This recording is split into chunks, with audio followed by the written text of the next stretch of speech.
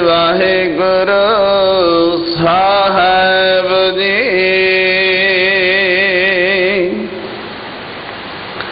ਸ਼ਲੋਕ ਮਹਲਾ ਤੀਜਾ। ਸਤਿਗੁਰ ਕੀ ਸੇਵਾ ਚਾਕਰੀ, ਸੁਖੀ ਹੋ ਸੁਖ ਸਾਰਾ। ਇੱਥੇ ਮਿਲਨ ਵਡਿਆਈਆਂ, ਦਰਗਾਹ ਮੁਖ ਦੁਆਰ। सतगुर की सेवा चाकरे, सुखी हूँ सुख सारा। ऐथा मिलन वड्याइयां, दरगाह मुख द्वार। सच्ची कार कमावणी, सच पैनण सच नाम आधार। सच्ची संगत सच मिलै, सच नाम प्यार। सच्चा शब्द हरख सदा, दर सच्चे सत्यार। नानक सतगुर की सेवा सो करे, जिसनु नदर करे करतार। महला तीजा।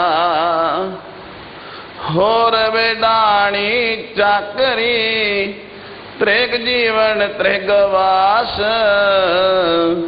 अमृत छोड़ बिख लगे, बिख खटना बिख रास। बिख खाना बिख पहनना, बिख के मुख गिरास।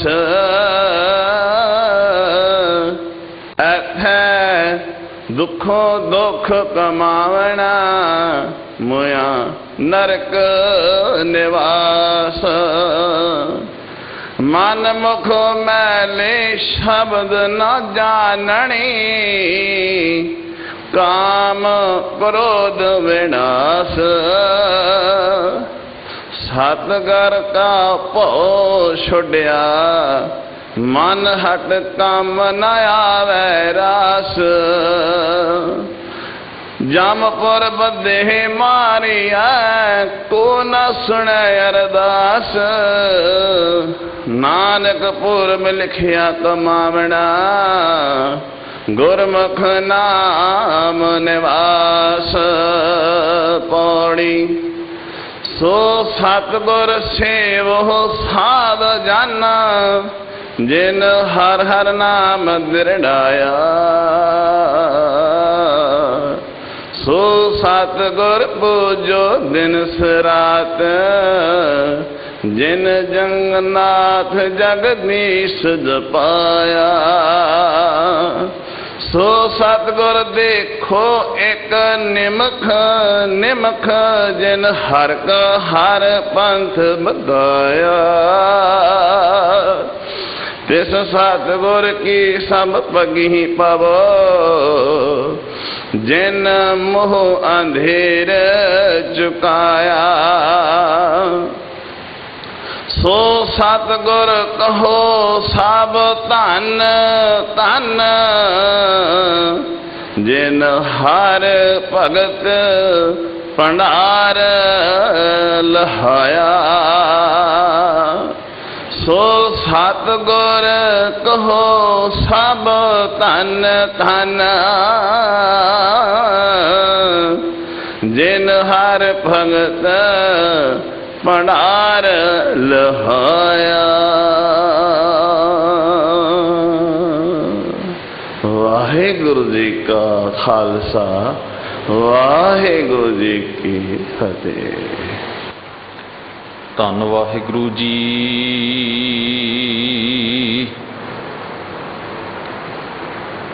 ਜਬ ਲੋ ਨਹੀਂ ਭਾਗ ਲਿਲਾਰ ਉਦੈ, ਤਬ ਲੋ ਭ੍ਰਮ ਤੇ ਫਿਰਤੇ ਬਹੁਤ ਆਇਓ। काल घोर समुद्र में बूडत थे,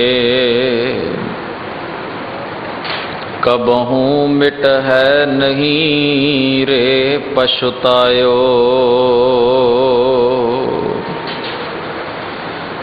तत् विचार यह मथुरा,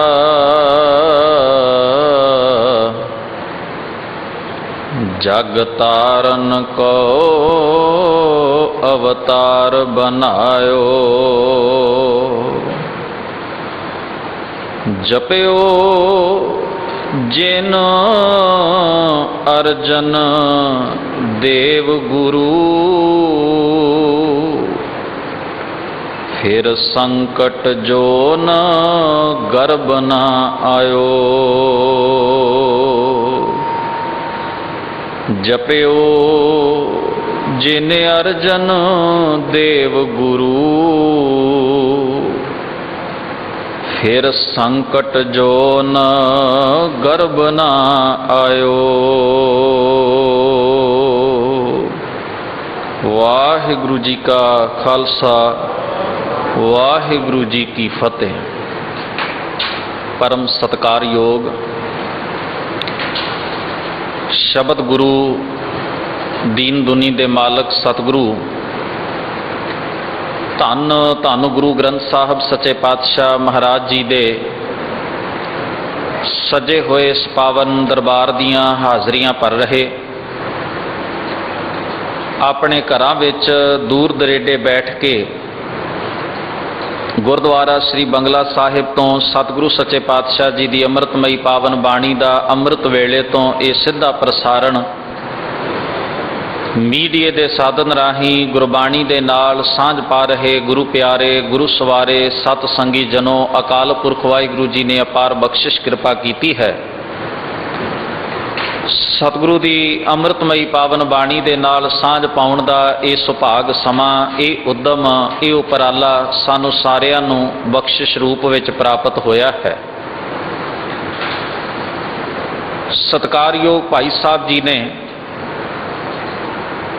धन धन गुरु ग्रंथ साहब महाराज जी की पावन बाणी दे विचों वडहंस राग दी वार दी तीसरी पौड़ी ਅਤੇ ਨਾਲ ਸੰਬੰਧਿਤ ਸ਼ਲੋਕ ਸਾਨੂੰ ਸਾਰਿਆਂ ਨੂੰ ਪੜ੍ਹ ਕੇ ਸੁਣਾਏ ਹਨ। ਦੋ ਪੌੜੀਆਂ ਦੀ ਅਤੇ ਸੰਬੰਧਿਤ ਸ਼ਲੋਕਾਂ ਦੀ ਵਿਚਾਰ ਆਪਾਂ ਪਿਛਲੇ ਦੀਵਾਨਾਂ ਦੇ ਵਿੱਚ ਸਾਂਝੀ ਕਰਨ ਦਾ ਯਤਨ ਕੀਤਾ ਸੀ। ਅੱਜ ਤੀਸਰੀ ਪੌੜੀ ਦੇ ਨਾਲ ਜੋ ਸੰਬੰਧਿਤ ਸ਼ਲੋਕ ਹਨ ਅਤੇ ਤੀਸਰੀ ਪੌੜੀ ਹੈ ਤੇ ਇਸ ਨੂੰ ਵਿਚਾਰਨ ਦਾ ਆਪਾਂ ਸਾਰਿਆਂ ਨੇ ਯਤਨ ਕਰਨਾ ਹੈ। पौड़ी धन गुरु रामदास महाराज जी की चौथे पातशाह जी की उचारण की हुई है। जिहड़े दो श्लोक इस पौड़ी के नाल सतगुरु जी ने दर्ज किए हैं गुरु अर्जन साहब जी ने, वो दोवें श्लोक तीसरे पातशाह धन धन गुरु अमरदास महाराज सच्चे पातशाह जी के उचारण किए हुए नाल दर्ज हैं। पातशाह जी अज दे इस श्लोक विच सानू बहुत आत्मक सुख की प्राप्ति का मार्ग दस रहे हैं। वैसे तो मनुख की बिरती विच सदा ही ये गल है कि मैं किसी तरह सुखी हो जावां ते मेरे सारे जीवन के दुखों का खात्मा हो जाए, मैं दुखों तो बचां ते सुखां की प्राप्ति कर लवां। इसे दौड़ विच ही मनुख का सारा जीवन जिहड़ा है वो लंघ रहा है। मनुख के जीवन की जिन्नी भी दौड़ है, भज है, भटकना है, मेहनत है, वो सारी इसे केंद्र बिंदु के आले दुआले घूमती है कि मैं किसी तरह सुखी होवां ते दुखों तो बच जावां। और जे बंदे दे जीवन नूं थोड़ा जिहा डूंघाई दे नाल वेखिया जाए तो एहसास हुंदा है कि मनुख केवल इस जीवन विच ही नहीं ਕਈਆਂ ਨੇ ਤਾਂ ਇਹ ਵੀ ਸੋਚ ਰੱਖਿਆ ਹੁੰਦਾ ਹੈ ਕਿ ਮਰਨ ਤੋਂ ਬਾਅਦ ਵੀ ਸਾਨੂੰ ਸੁੱਖ ਹੀ ਮਿਲਣ, ਉੱਥੇ ਵੀ ਕਿਤੇ ਕਿਸੇ ਕਿਸਮ ਦਾ ਦੁੱਖ ਨਾ ਮਿਲੇ, ਇਹਦੇ ਲਈ ਵੀ ਹੁਣੇ ਹੀ ਉਹ ਉਪਰਾਲੇ ਤੇ ਯਤਨ ਆਰੰਭ ਰਹੇ ਹਨ। ਕਹਿਣ ਤੋਂ ਭਾਵ ਇੱਕੋ ਹੀ ਚੀਜ਼ ਹੈ ਮਨੁੱਖ ਦੇ ਸੁਭਾਅ ਦੇ ਵਿੱਚ ਕਿ ਉਹ ਸੁਖੀ ਹੋਣਾ ਚਾਹੁੰਦਾ ਹੈ। ਜੇ ਉਸ ਨੂੰ ਆਪਣਿਆਂ ਨਾਲ ਧੋਖਾ ਕਰਕੇ ਸੁੱਖ ਮਿਲਦਾ ਹੈ ਉਹ ਤਾਂ ਵੀ ਕਰ ਲੈਂਦਾ ਹੈ। ਜੇ ਉਸ ਨੂੰ ਝੂਠ ਬੋਲ ਕੇ ਕੋਈ ਇਹ ਭਰਮ ਪਾ ਦੇਵੇ ਕਿ ਝੂਠ ਬੋਲਿਆਂ ਤੈਨੂੰ ਕੋਈ ਖੁਸ਼ੀ ਮਿਲ ਸਕਦੀ ਹੈ, ਸੁੱਖ ਮਿਲ ਸਕਦਾ ਹੈ, ਬੰਦਾ ਉਹ ਵੀ ਬੋਲ ਲੈਂਦਾ ਹੈ। ਭਾਵ ਵੱਡੇ ਤੋਂ ਵੱਡਾ ਗੁਨਾਹ ਇਸ ਆਸ ਤੇ ਹੀ ਕਰ ਲੈਂਦਾ ਹੈ ਕਿ ਇਹਦੇ ਚੋਂ ਮੈਨੂੰ ਸੁੱਖ ਮਿਲੇਗਾ। ਵੱਡੇ ਤੋਂ ਵੱਡਾ ਕੁਕਰਮ ਵੀ ਇਸ ਆਸ ਤੇ ਕਰੀ ਜਾਂਦਾ ਹੈ ਕਿ ਇਹਦੇ ਵਿੱਚੋਂ ਮੈਨੂੰ ਸੁੱਖ ਮਿਲੇਗਾ, ਮੇਰਾ ਭਵਿੱਖ ਸਵਰ ਜਾਏਗਾ। ਹੁਣ ਧੰਨ ਗੁਰੂ ਗ੍ਰੰਥ ਸਾਹਿਬ ਮਹਾਰਾਜ ਜੀ ਦੀ ਮੁਬਾਰਕ ਬਾਣੀ ਨੇ ਬੜੇ ਉਚੇਰੇ ਖਿਆਲ, ਉਚੇਰਾ ਵਿਚਾਰ ਬਖਸ਼ਿਸ਼ ਕਰਦਿਆਂ ਆਖਿਆ ਕਿ ਮਨੁੱਖ ਦੇ ਅੰਦਰ ਕੇਵਲ ਲਾਲਸਾ ਸੁੱਖ ਦੀ ਹੈ। ਸੁੱਖ ਕਉ ਮੰਗੈ ਸਭ ਕੋ, ਦੁੱਖ ਨਾ ਮੰਗੈ ਕੋਏ। ਪਾਤਸ਼ਾਹ ਕਹਿੰਦੇ ਹਰ ਕੋਈ ਸੁੱਖ ਮੰਗਦਾ, ਦੁੱਖ ਕੋਈ ਨਹੀਂ ਚਾਹੁੰਦਾ ਕਿ ਮੇਰੇ ਜੀਵਨ ਵਿੱਚ ਆਏ। ਪਰ ਵੇਖੋ ਕਿੰਨੀ ਹੈਰਾਨੀ ਦੀ ਗੱਲ ਹੈ, ਮਨੁੱਖ ਦੀ ਸੋਚ ਕਿੱਥੇ ਖੜੀ ਹੈ। ਭਗਤ ਕਬੀਰ ਸਾਹਿਬ ਜੀ ਨੇ ਆਪਣੀ ਬਾਣੀ ਵਿੱਚ ਆਖਿਆ, ਵੇਖੋ ਮਨੁੱਖ ਦੇ ਜੀਵਨ ਦੀ ਦੌੜ ਤੇ ਭੱਜ ਦਾ ਨਤੀਜਾ ਕੀ ਹੈ। ਕੀ ਮਨੁੱਖ ਸੁਖੀ ਹੋ ਗਿਆ? ਕੀ ਮਨੁੱਖ ਦਾਅਵੇ ਨਾਲ ਕਹਿ ਸਕਦਾ ਹੈ ਕਿ ਮੈਂ ਹਾਂ ਜੋ ਕਮਾਇਆ ਮੈਂ ਉਹਦੇ ਵਿੱਚ ਸੁਖੀ ਹਾਂ? ਦਾਤਾਰ ਜੀ ਕਹਿੰਦੇ ਸੁਖ ਮੰਗਤ ਦੁੱਖ ਆਗੈ ਆਵੈ। ਮੰਗਦਾ ਸੁਖ ਪਰ ਉਸੇ ਸੁਖ ਵਿੱਚੋਂ ਫਿਰ ਦੁੱਖ ਕੋਈ ਨਾ ਕੋਈ ਪੈਦਾ ਹੋ ਜਾਂਦਾ ਹੈ। ਸੁਖ ਮੰਗਤ ਦੁੱਖ ਆਗੈ ਆਵੈ। ਤੇ ਕਬੀਰ ਸਾਹਿਬ ਜੀ ਆਖਦੇ ਮੈਂ ਤਾਂ ਇਹੋ ਜਿਹਾ ਸੁੱਖ ਕਦੇ ਨਹੀਂ ਮੰਗਦਾ ਜਿਹੜਾ ਬਾਅਦ ਵਿੱਚ ਦੁੱਖਾਂ ਦਾ ਕਾਰਨ ਬਣ ਜਾਏ। ਸੋ ਸੁਖ ਹਮੋ ਨਾ ਮੰਗਿਆ ਭਾਵੈ। ਕਹਿਣ ਲੱਗੇ ਇਹੋ ਜਿਹਾ ਸੁੱਖ ਮੰਗਣਾ ਮੈਨੂੰ ਬਿਲਕੁਲ ਚੰਗਾ ਨਹੀਂ ਲੱਗਦਾ ਜਿਹੜਾ ਸੁੱਖ ਘੜੀ ਨੂੰ, ਪਲ ਨੂੰ, ਕੱਲ ਨੂੰ ਕੁਝ ਸਮਾਂ ਪਾ ਕੇ ਫਿਰ ਦੁੱਖ ਦੇ ਵਿੱਚ ਤਬਦੀਲ ਹੋ ਜਾਂਦਾ ਹੈ, ਦੁੱਖਦਾਈ ਬਣ ਜਾਂਦਾ ਹੈ। ਅੱਜ ਦਾ ਸੁੱਖ ਕੱਲ ਦਾ ਦੁੱਖ ਬਣ ਜਾਂਦਾ ਹੈ। ਜਿਹੜਾ ਸੁੱਖ ਰੋਗ ਪੈਦਾ ਕਰ ਦਿੰਦਾ ਹੈ। ਕਹਿਣ ਲੱਗੇ ਮੈਂ ਐਸੇ ਸੁੱਖ ਨੂੰ ਮੰਗਣ ਦੇ ਹੱਕ ਵਿੱਚ ਹੀ ਨਹੀਂ, ਮੈਂ ਐਸਾ ਸੁੱਖ ਨਹੀਂ ਮੰਗਦਾ। ਇਸ ਕਰਕੇ ਗੁਰੂ ਪਿਆਰ ਵਾਲਿਓ, ਜਦੋਂ ਅਸੀਂ ਧੰਨ ਗੁਰੂ ਗ੍ਰੰਥ ਸਾਹਿਬ ਮਹਾਰਾਜ ਜੀ ਦੀ ਪਾਵਨ ਬਾਣੀ ਦੇ ਵਿੱਚੋਂ ਸੁੱਖ ਦੀ, ਦੁੱਖ ਦੀ ਦੋਵਾਂ ਸ਼ਬਦਾਂ ਦੀ ਪਰਿਭਾਸ਼ਾ ਨੂੰ, ਦੋਵਾਂ ਸ਼ਬਦਾਂ ਦੇ ਸਚਾਈ ਨੂੰ ਗੁਰੂ ਸਾਹਿਬ ਜੀ ਦੀ ਬਾਣੀ ਦੀ ਰੌਸ਼ਨੀ ਵਿੱਚ ਪੜ੍ਹਨ ਦਾ ਯਤਨ ਕਰਦੇ ਹਾਂ ਤਾਂ ਗੁਰਦੇਵ ਜੀ ਨੇ ਬੜੀਆਂ ਐਸੀਆਂ ਗੁੰਝਲਾਂ ਨੇ ਜੋ ਸਾਡੇ ਜੀਵਨ ਵਿੱਚ ਪਈਆਂ ਹੋਈਆਂ ਨੇ ਉਹ ਖੋਲ ਦਿੱਤੀਆਂ ਨੇ ਕਿ ਸੁੱਖ ਕੀ ਹੈ। ਮਨੁੱਖ ਸੋਚਦਾ ਹੈ ਵੀ ਕੁਝ ਐਸੀ ਚੀਜ਼ ਲੈ ਆਵਾਂ ਜਿਹਦੇ ਰਾਹੀਂ ਮੇਰੇ ਕੋਲ ਸੁੱਖ ਆ ਜਾਏ। ਮਨੁੱਖ ਦੀ ਆਪਣੀ ਆਪਣੀ ਸੋਚਣੀ ਦਾ ਪੱਧਰ ਹੈ। ਕਿਸੇ ਮਨੁੱਖ ਲਈ ਕੋਈ ਚੀਜ਼ ਸੁੱਖ ਹੈ, ਕਿਸੇ ਮਨੁੱਖ ਲਈ ਕੋਈ ਚੀਜ਼ ਸੁੱਖ ਹੈ। ਇੱਕ ਛਲਾਵਾ, ਇੱਕ ਭਰਮ ਜਿਹਾ ਮਨੁੱਖ ਨੇ ਆਪਣੇ ਜੀਵਨ ਵਿੱਚ ਪਾ ਰੱਖਿਆ ਵੀ ਆਹ ਚੀਜ਼ ਜੇ ਮੇਰੇ ਕੋਲ ਆ ਜਾਏ ਤੇ ਸੁੱਖ ਹੋਵੇਗਾ। ਪਰ ਮਨੁੱਖ ਇਹ ਨਹੀਂ ਸੋਚਦਾ ਵੀ ਜਿੰਨਾ ਚਿਰ ਉਹ ਚੀਜ਼ ਰਹੇਗੀ ਨਾ, ਸੁੱਖ ਤੇ ਖੁਸ਼ੀ ਵੀ ਉਨਾ ਚਿਰ ਹੀ ਰਹੇਗੀ, ਉਹਦੇ ਨਾਲ ਜੁੜੀ ਹੋਈ ਹੈ। ਜਦੋਂ ਉਹ ਚੀਜ਼ ਵਿਨਸ ਗਈ, ਟੁੱਟ ਗਈ, ਭੱਜ ਗਈ, ਸਾਡੇ ਕੋਲੋਂ ਦੂਰ ਹੋ ਗਈ, ਉਸੇ ਵੇਲੇ ਅਸੀਂ ਫੇਰ ਦੁੱਖਾਂ ਦੀ ਗਹਿਰੀ ਧੁੰਦ ਦੇ ਵਿੱਚ ਗਵਾਚ ਜਾਵਾਂਗੇ, ਦੁਖੀ ਹੋ ਜਾਵਾਂਗੇ। ਪਰ ਧੰਨ ਗੁਰੂ ਗ੍ਰੰਥ ਸਾਹਿਬ ਮਹਾਰਾਜ ਦੀ ਬਾਣੀ ਦੇ ਵਿੱਚ ਜਦੋਂ ਅਸੀਂ ਇਹ ਬਚਨ ਪੜ੍ਹਦੇ ਹਾਂ, ਜੋ ਨਰ ਦੁੱਖ ਮੈਂ ਦੁੱਖ ਨਹੀਂ ਮਾਨੈ, ਸੁਖ ਸਨੇਹ ਅਰ ਭੈ ਨਹੀਂ ਜਾਕੈ ਕੰਚਨ ਮਾਟੀ ਮੰਨੈ।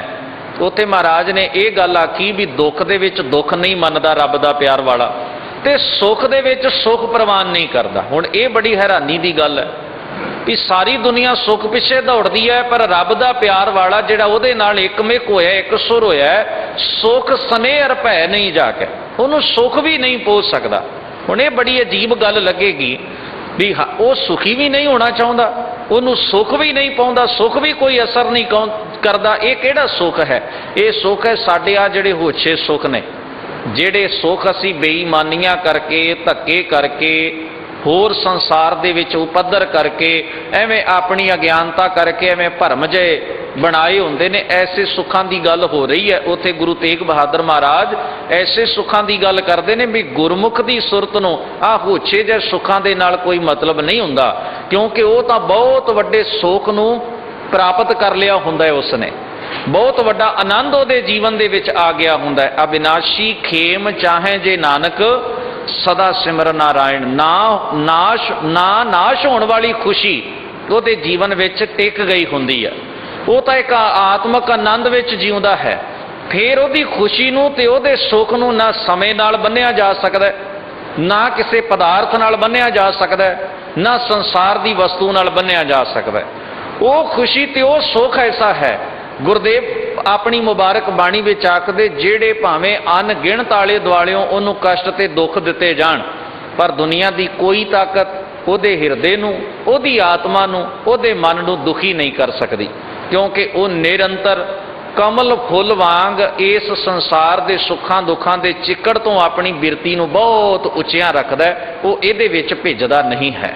ਹੁਣ ਸਤਿਗੁਰੂ ਜੀ ਨੇ ਐਸਾ ਸੁੱਖ ਮਿਲ ਜਾਏ ਜਿਹੜਾ ਕਦੇ ਦੁੱਖ ਵਿੱਚ ਤਬਦੀਲ ਨਾ ਹੋਵੇ, ਐਸਾ ਆਨੰਦ ਮਿਲ ਜਾਏ ਜਿਹੜਾ ਮਨੁੱਖ ਦੇ ਜੀਵਨ ਨੂੰ ਸਦਾ ਹੀ ਖੇੜੇ ਵਿੱਚ ਰੱਖੇ, ਉਸ ਸੁੱਖ ਦੀ ਬਾਤ ਪਾ ਰਹੇ ਨੇ ਵੀ ਉਹ ਕਿਵੇਂ ਮਿਲ ਸਕਦਾ ਹੈ। ਧੰਨ ਗੁਰੂ ਅਮਰਦਾਸ ਮਹਾਰਾਜ ਜੀ ਬਖਸ਼ਿਸ਼ ਕਰਦਿਆਂ ਕਹਿੰਦੇ ਨੇ, ਸਤਿਗੁਰ ਕੀ ਸੇਵਾ ਚਾਕਰੀ ਸੁਖੀ ਹੂੰ ਸੁਖ ਸਾਰ। ਕਹਿਣ ਲੱਗੇ ਸਤਿਗੁਰੂ ਦੀ ਸੇਵਾ, ਸਤਿਗੁਰੂ ਦੀ ਚਾਕਰੀ ਕਰਨੀ, ਸਤਿਗੁਰੂ ਦੇ ਸੇਵਕ ਹੋ ਜਾਣਾ।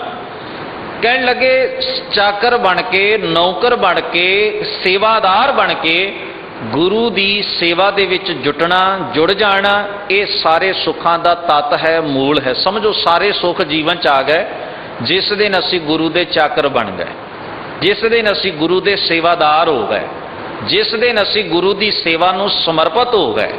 ਤੇ ਗੁਰੂ ਦੀ ਸੇਵਾ ਕੀ ਹੈ? ਗੁਰੂ ਦੇ ਹੁਕਮ ਨੂੰ ਮੰਨਣਾ, ਗੁਰੂ ਦੀ ਵਿਚਾਰ ਦੇ ਉੱਤੇ ਦ੍ਰਿੜਤਾ ਦੇ ਨਾਲ ਪਹਿਰਾ ਦੇਣਾ, ਆਪਣੀ ਸੁਰਤ ਨੂੰ, ਆਪਣੇ ਹਿਰਦੇ ਨੂੰ ਸਤਿਗੁਰੂ ਜੀ ਦੇ ਬਚਨ ਮੁਤਾਬਕ ਢਾਲ ਲੈਣਾ, ਗੁਰੂ ਦੇ ਬਚਨ ਨੂੰ ਹਿਰਦਾ ਤੇ ਆਤਮਾ ਕਰਕੇ ਪ੍ਰਵਾਨ ਕਰ ਲੈਣਾ, ਗੁਰੂ ਨੂੰ ਸਦਾ ਅੰਗ ਸੰਗ ਜਾਣ ਕੇ ਜੀਵਨ ਦੇ ਵਿੱਚ ਵਿਚਰਨਾ। ਇਹ ਹੈ ਸਤਿਗੁਰੂ ਦੀ ਚਾਕਰੀ ਦਾ ਇੱਕ ਪਹਿਲਾ ਨੇਮ, ਇੱਕ ਪਹਿਲਾ ਅਸੂਲ ਜਿਸ ਦੀ ਪਾਲਣਾ ਹੋਣੀ ਹੈ। ਬੜੇ ਪਿਆਰੇ ਸ਼ਲੋਕ ਨੇ ਗੁਰਦੇਵ ਜੀ ਦੇ, ਜੋ ਆਪਾਂ ਸਾਰੇ ਹੀ ਰੋਜ਼ ਆਸਾ ਕੀ ਵਾਰ ਦੀ ਪਾਵਨ ਬਾਣੀ ਦੇ ਕੀਰਤਨ ਵਿੱਚ ਗੁਰੂ ਕੇ ਕੀਰਤਨੀਆਂ ਪਾਸੋਂ ਸੁਣਦੇ ਹਾਂ। ਆਸਾ ਕੀ ਵਾਰ ਦਾ ਪਾਠ ਕਰਦੇ ਹਾਂ ਵੀ ਉਹ ਸ਼ਲੋਕ ਸਾਨੂੰ ਦਰਸ਼ਨ ਦਿੰਦੇ ਨੇ। ਇੱਕ ਸ਼ਲੋਕ ਹੈ ਜਿਸ ਵਿੱਚ ਮਹਾਰਾਜ ਕਹਿੰਦੇ, ਚਾਕਰ ਲੱਗੈ ਚਾਕਰੀ ਜੇ ਚੱਲੈ ਖਸਮੈ ਪਾਏ। ਵੀ ਚਾਕਰ ਉਹ ਹੈ ਜਿਹੜਾ ਉਹਦੇ ਪਿਆਰ ਵਿੱਚ ਚੱਲਦਾ, ਉਹਦੀ ਰਜ਼ਾ ਦੇ ਵਿੱਚ ਰਾਜੀ ਰਹਿੰਦਾ। ਤੇ ਮਹਾਰਾਜ ਨੇ ਆਖਿਆ, ਗੁਰਮਤਿ ਤਿਸਨੋ ਅਗਲੀ ਉਹ ਵਜੋਂ ਵੀ ਦੂਣਾ ਖਾਏ।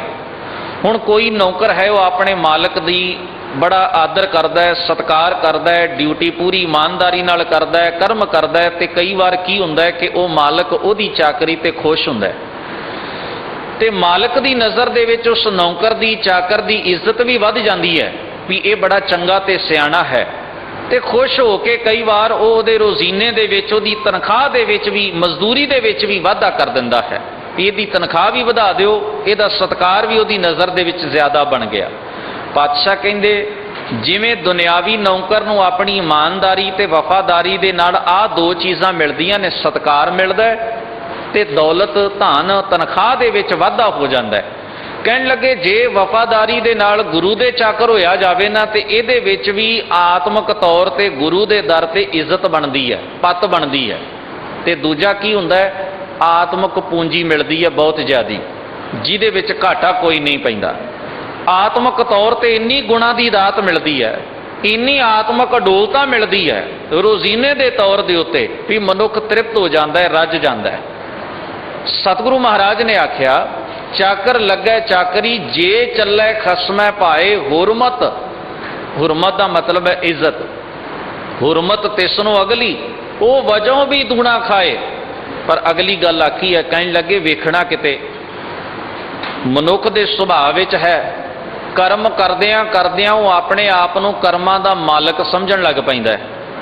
ਕਰਮ ਕਰਦਿਆਂ ਕਰਦਿਆਂ ਮਨੁੱਖ ਦੇ ਅੰਦਰ ਕਈ ਵਾਰ ਇਹ ਭਰਮ ਵੀ ਪੈਦਾ ਹੋ ਜਾਂਦਾ ਹੈ। ਚਾਕਰੀ ਦਾ ਮਾਰਗ, ਸੇਵਾ ਦਾ ਮਾਰਗ ਇੰਨਾ ਸੌਖਾ ਵੀ ਨਹੀਂ। ਜੇ ਮਨੁੱਖ ਸੋਚੇ ਵੀ ਇਹ ਕਰਮ ਕਰਦਿਆਂ ਕਰਦਿਆਂ ਮੈਂ ਤਾਂ ਖਾਕ ਹੋਣਾ, ਲੀਨ ਹੋਣਾ, ਗੁਰੂ ਦੇ ਅੱਗੇ ਸਮਰਪਿਤ ਹੋਣਾ, ਫਿਰ ਤਾਂ ਇਹ ਸੇਵਾ ਰਾਸ ਆ ਗਈ। ਤੇ ਜੇ ਬੰਦੇ ਅੰਦਰ ਹਉਮੈ ਪੈਦਾ ਕਰ ਜਾਏ ਇਹ ਚੀਜ਼, ਬੰਦਾ ਇਹ ਸਮਝਣ ਦੀ ਗੁਸਤਾਖੀ ਕਰ ਲੈ, ਭੁੱਲ ਕਰ ਲੈ ਵੀ ਮੇਰੀ ਵਜ੍ਹਾ ਕਰਕੇ ਇਹ ਹੋ ਰਿਹਾ, ਜੇ ਮੈਂ ਨਾ ਹੋਵਾਂ ਤੇ ਸੇਵਾ ਕੌਣ ਕਰੇ, ਜੇ ਮੈਂ ਨਾ ਕਰਾਂ ਤਾਂ ਸੇਵਾ ਦੀ ਗੱਲ ਰਹਿ ਹੀ ਜਾਏ, ਮੈਂ ਤਾਂ ਬੜੀ ਕਮਾਈ ਕਰ ਲਈ ਹੈ, ਮੈਂ ਤਾਂ ਬੜੀ ਘਾਲਣਾ ਘਾਲ ਰਹੀ ਹੈ। ਵੇਖੋ, ਇਹ ਰੁਕਾਵਟਾਂ ਨੇ, ਵਿਕਾਰਾਂ ਨੇ ਆਪਣਾ ਜ਼ੋਰ ਪਾਉਣਾ ਬੰਦੇ ਨੂੰ ਤਿਲਕਾਉਣ ਵਾਸਤੇ, ਡੇਗਣ ਵਾਸਤੇ। ਮਨੁੱਖ ਦੇ ਜੀਵਨ ਵਿੱਚ ਇਹ ਰੁਕਾਵਟ ਆਏਗੀ, ਆਉਂਦੀ ਹੈ। ਪਰ ਸਤਿਗੁਰੂ ਆਖਦੇ ਸੇਵਕ ਉਹ ਹੈ ਜਿਹੜਾ ਇਹਨਾਂ ਰੁਕਾਵਟਾਂ ਨੂੰ ਪਾਰ ਕਰ ਜਾਂਦਾ ਹੈ, ਉਹ ਹਉਮੈ ਤੇ ਹੰਕਾਰ ਤੋਂ ਬਚ ਜਾਂਦਾ ਹੈ। ਸੇਵਾ ਕਰਦਿਆਂ ਹੋਇਆ ਉਹ ਆਪਣੇ ਜੀਵਨ 'ਚ ਹਉਮੈ ਨੂੰ ਨਾ ਆਉਣ ਦੇਵੇ, ਆਪਣੇ ਜੀਵਨ ਦੇ ਵਿੱਚ ਇਹ ਭਾਵਨਾ ਨੂੰ ਨਾ ਪੈਦਾ ਹੋਣ ਦੇਵੇ ਵੀ ਮੇਰੀ ਵਜ੍ਹਾ ਕਰਕੇ ਹੋਇਆ। ਗੁਰਦੇਵ ਜੀ ਆਖਦੇ ਜੇ ਉਹਦੇ ਮਨ ਅੰਦਰ ਇਹ ਰੁਕਾਵਟ ਪੈਦਾ ਹੋ ਗਈ ਤਾਂ ਸਮਝ ਲੈਣਾ ਉਹਦਾ ਸਾਰਾ ਜੋ ਕੀਤਾ ਹੋਇਆ ਕਾਰਜ ਹੈ, ਜੋ ਕੀਤੀ ਹੋਈ ਘਾਲਣਾ ਹੈ, ਉਹ ਸਾਰੀ ਹੰਕਾਰ ਦੀ ਭੇਟ ਚੜ ਜਾਏਗੀ, ਉਹ ਸਾਰੀ ਦੀ ਸਾਰੀ ਹੰਕਾਰ ਦੇ ਖਾਤੇ ਵਿੱਚ ਪੈ ਜਾਏਗੀ। ਇਸ ਕਰਕੇ ਆਖਿਆ ਖਸਮੈ ਕਰੇ ਬਰਾਬਰੀ, ਫਿਰ ਗੈਰਤ ਅੰਦਰ ਪਾਏ, ਵਜੋਂ ਗਵਾਏ ਅਗਲਾ ਮੂਹੇ ਮੋਹ ਪਾਣਾ ਖਾਏ। ਪਾਤਸ਼ਾਹ ਕਹਿਣ ਲੱਗੇ ਜੇ ਕਿਤੇ ਹੰਕਾਰ ਵਿੱਚ ਆ ਕੇ ਉਹ ਖਸਮ ਦੀ ਬਰਾਬਰੀ ਕਰਨ ਦੀ ਭੁੱਲ ਕਰ ਲਵੇ, ਇਹ ਸਮਝ ਲਵੇ ਵੀ ਮੈਂ ਕੀਤਾ ਤਾਂ ਹੋਇਆ, ਮੈਂ ਕਰ ਸਕਦਾ ਹਾਂ, ਮੇਰੇ 'ਚ ਤਾਕਤ ਹੈ, ਇਹ ਮੈਂ ਹੀ ਕੀਤਾ ਹੈ। ਮਹਾਰਾਜ ਕਹਿਣ ਲੱਗੇ ਸਮਰਪਿਤ ਹੋਣ ਦੀ ਬਜਾਏ ਉਹ ਆਪਣੀ ਹੋਂਦ ਨੂੰ ਹੰਕਾਰ ਦੇ ਨਾਲ ਭਰ ਲਵੇ ਤਾਂ ਦਾਤਾ ਜੀ ਆਖਦੇ ਨੇ ਸਮਝੋ ਉਹ ਆਤਮਿਕ ਇੱਜ਼ਤ ਵੀ ਗਵਾ ਲੈਂਦਾ ਹੈ ਤੇ ਸ਼ੁਭ ਗੁਣਾਂ ਦੀ ਪੂੰਜੀ ਵੀ ਉਹਦੇ ਹੱਥੋਂ ਨਿਕਲ ਜਾਂਦੀ, ਉਹਦੇ ਕੀਤੇ ਕਰਮ ਸਿਵਾਏ ਹੰਕਾਰ ਤੋਂ ਹੋਰ ਕੱਖ ਨਹੀਂ ਹੋਣਗੇ। ਤਾਂ ਹੀ ਉਹ ਪਾਤਸ਼ਾਹ ਨੇ ਸ਼ਲੋਕ ਵਿੱਚ ਆਖਿਆ ਚਾਕਰ ਲੱਗੈ ਚਾਕਰੀ ਨਾਲੇ ਗਾਰ ਬਵਾਦ, ਗੱਲਾਂ ਕਰੇ ਘਨੇਰੀਆਂ ਖਸਮ ਨਾ ਪਾਏ ਸਾਧ। ਕਹਿਣ ਲੱਗੇ ਬੜੀਆਂ ਘਨੇਰੀਆਂ ਗੱਲਾਂ ਕਰਦਾ, ਮੈਂ ਕੀਤਾ, ਮੈਂ ਕਰਾਂਗਾ, ਹਮ ਕੀਆ ਹਮ ਕਰਾਂਗੇ, ਹਮ ਮੂਰਖ ਗਵਾਰ, ਕਰਨੇ ਵਾਲਾ ਵਿਸਰਿਆ। ਗੁਰਦੇਵ ਕਹਿੰਦੇ ਜੋ ਕਰਨ ਵਾਲਾ ਜਿਹਦੀ ਵਜ੍ਹਾ ਕਰਕੇ ਹੋਇਆ ਉਹ ਵਿਸਰ ਗਿਆ, ਆਪਸ ਕੋ ਦੀਰਘ ਕਰ ਜਾਂਦਾ, ਆਪਣੇ ਆਪ ਨੂੰ ਬੜਾ ਵੱਡਾ ਸਮਝਦਾ। ਔਰਨ ਕੋ ਲਗ ਮਾਤ, ਵੀ ਬਾਕੀ ਤਾਂ ਸਭ ਐਵੇਂ ਹੀ ਨੇ, ਲਗਾ ਮਾਤਰਾ ਹੀ ਨੇ, ਮੇਰੀ ਵੁਕਤ ਹੈ ਜਿੱਥੇ ਕਿੱਥੇ ਹੈ।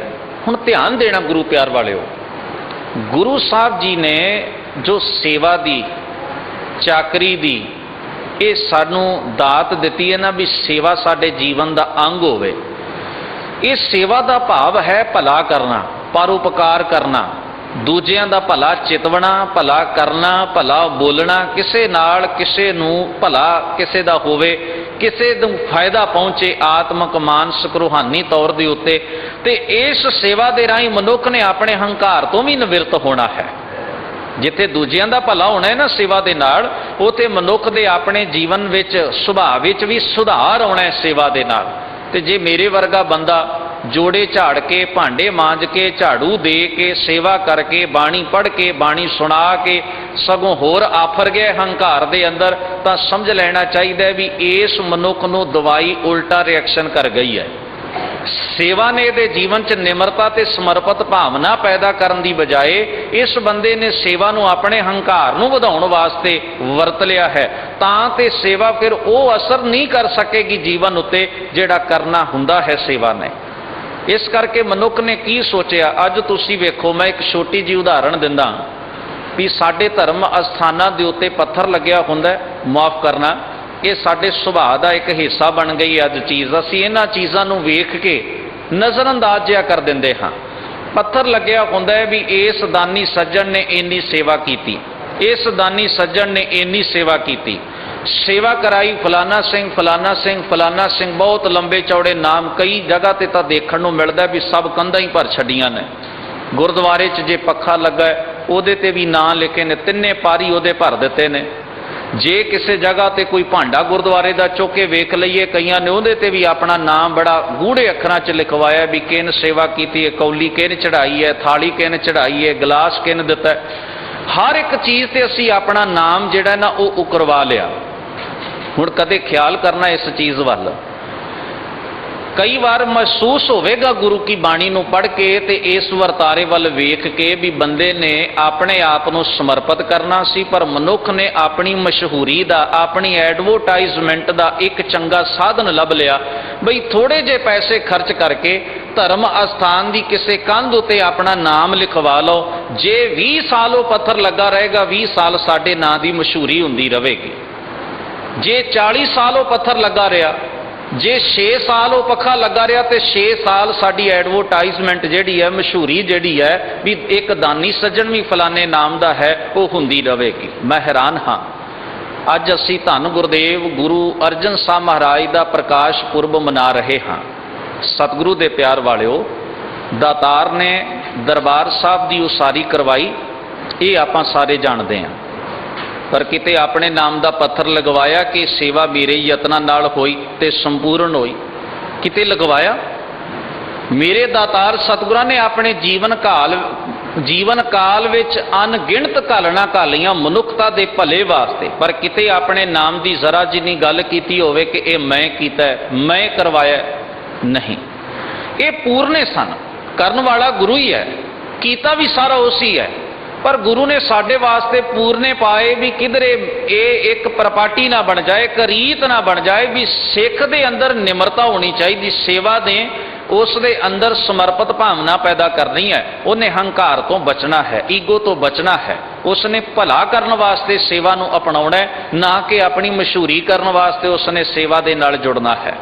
ਇਸ ਕਰਕੇ ਗੁਰੂ ਪਿਆਰ ਵਾਲਿਓ, ਬੜੀਆਂ ਐਸੀਆਂ ਸੂਖਮ ਗੱਲਾਂ ਨੇ, ਜੇ ਅਸੀਂ ਉਹਨਾਂ ਨੂੰ ਵਿਚਾਰੀਏ ਤਾਂ ਸਾਨੂੰ ਪਤਾ ਲੱਗੇਗਾ ਵੀ ਅਸੀਂ ਸੇਵਾ ਕਰਦਿਆਂ ਹੋਇਆਂ ਕਈ ਵਾਰ ਗੁੰਮਰਾਹ ਹੋ ਜਾਂਦੇ ਆ, ਐਸੇ ਰਾਹ ਤੇ ਤੁਰ ਪੈਂਦੇ ਆ ਜਿੱਥੇ ਸੇਵਾ ਦੇ ਰਾਹੀਂ ਸਮਰਪਿਤ ਭਾਵਨਾ ਦੀ ਬਜਾਏ, ਗੁਰੂ ਦੇ ਦਰ ਤੇ ਖਾਕ ਹੋਣ ਦੀ ਬਜਾਏ, ਨਿਮਰਤਾ ਹੋਣ ਦੀ ਬਜਾਏ ਸਾਡੇ ਅੰਦਰ ਆਪਣੇ ਨਾਮ ਨੂੰ ਚਮਕਾਉਣ ਦੀ ਭਾਵਨਾ ਜ਼ਿਆਦਾ ਪੈਦਾ ਹੋ ਜਾਂਦੀ ਹੈ, ਤੇ ਇਸ ਭਾਵਨਾ ਦੇ ਨਾਲ ਬਹੁਤ ਵੱਡਾ ਨੁਕਸਾਨ ਜਿਹੜਾ ਸਾਨੂੰ ਆਤਮਿਕ, ਮਾਨਸਿਕ ਤੇ ਸਮਾਜਿਕ ਤੌਰ ਦੇ ਉੱਤੇ ਹੋ ਜਾਂਦਾ ਹੈ।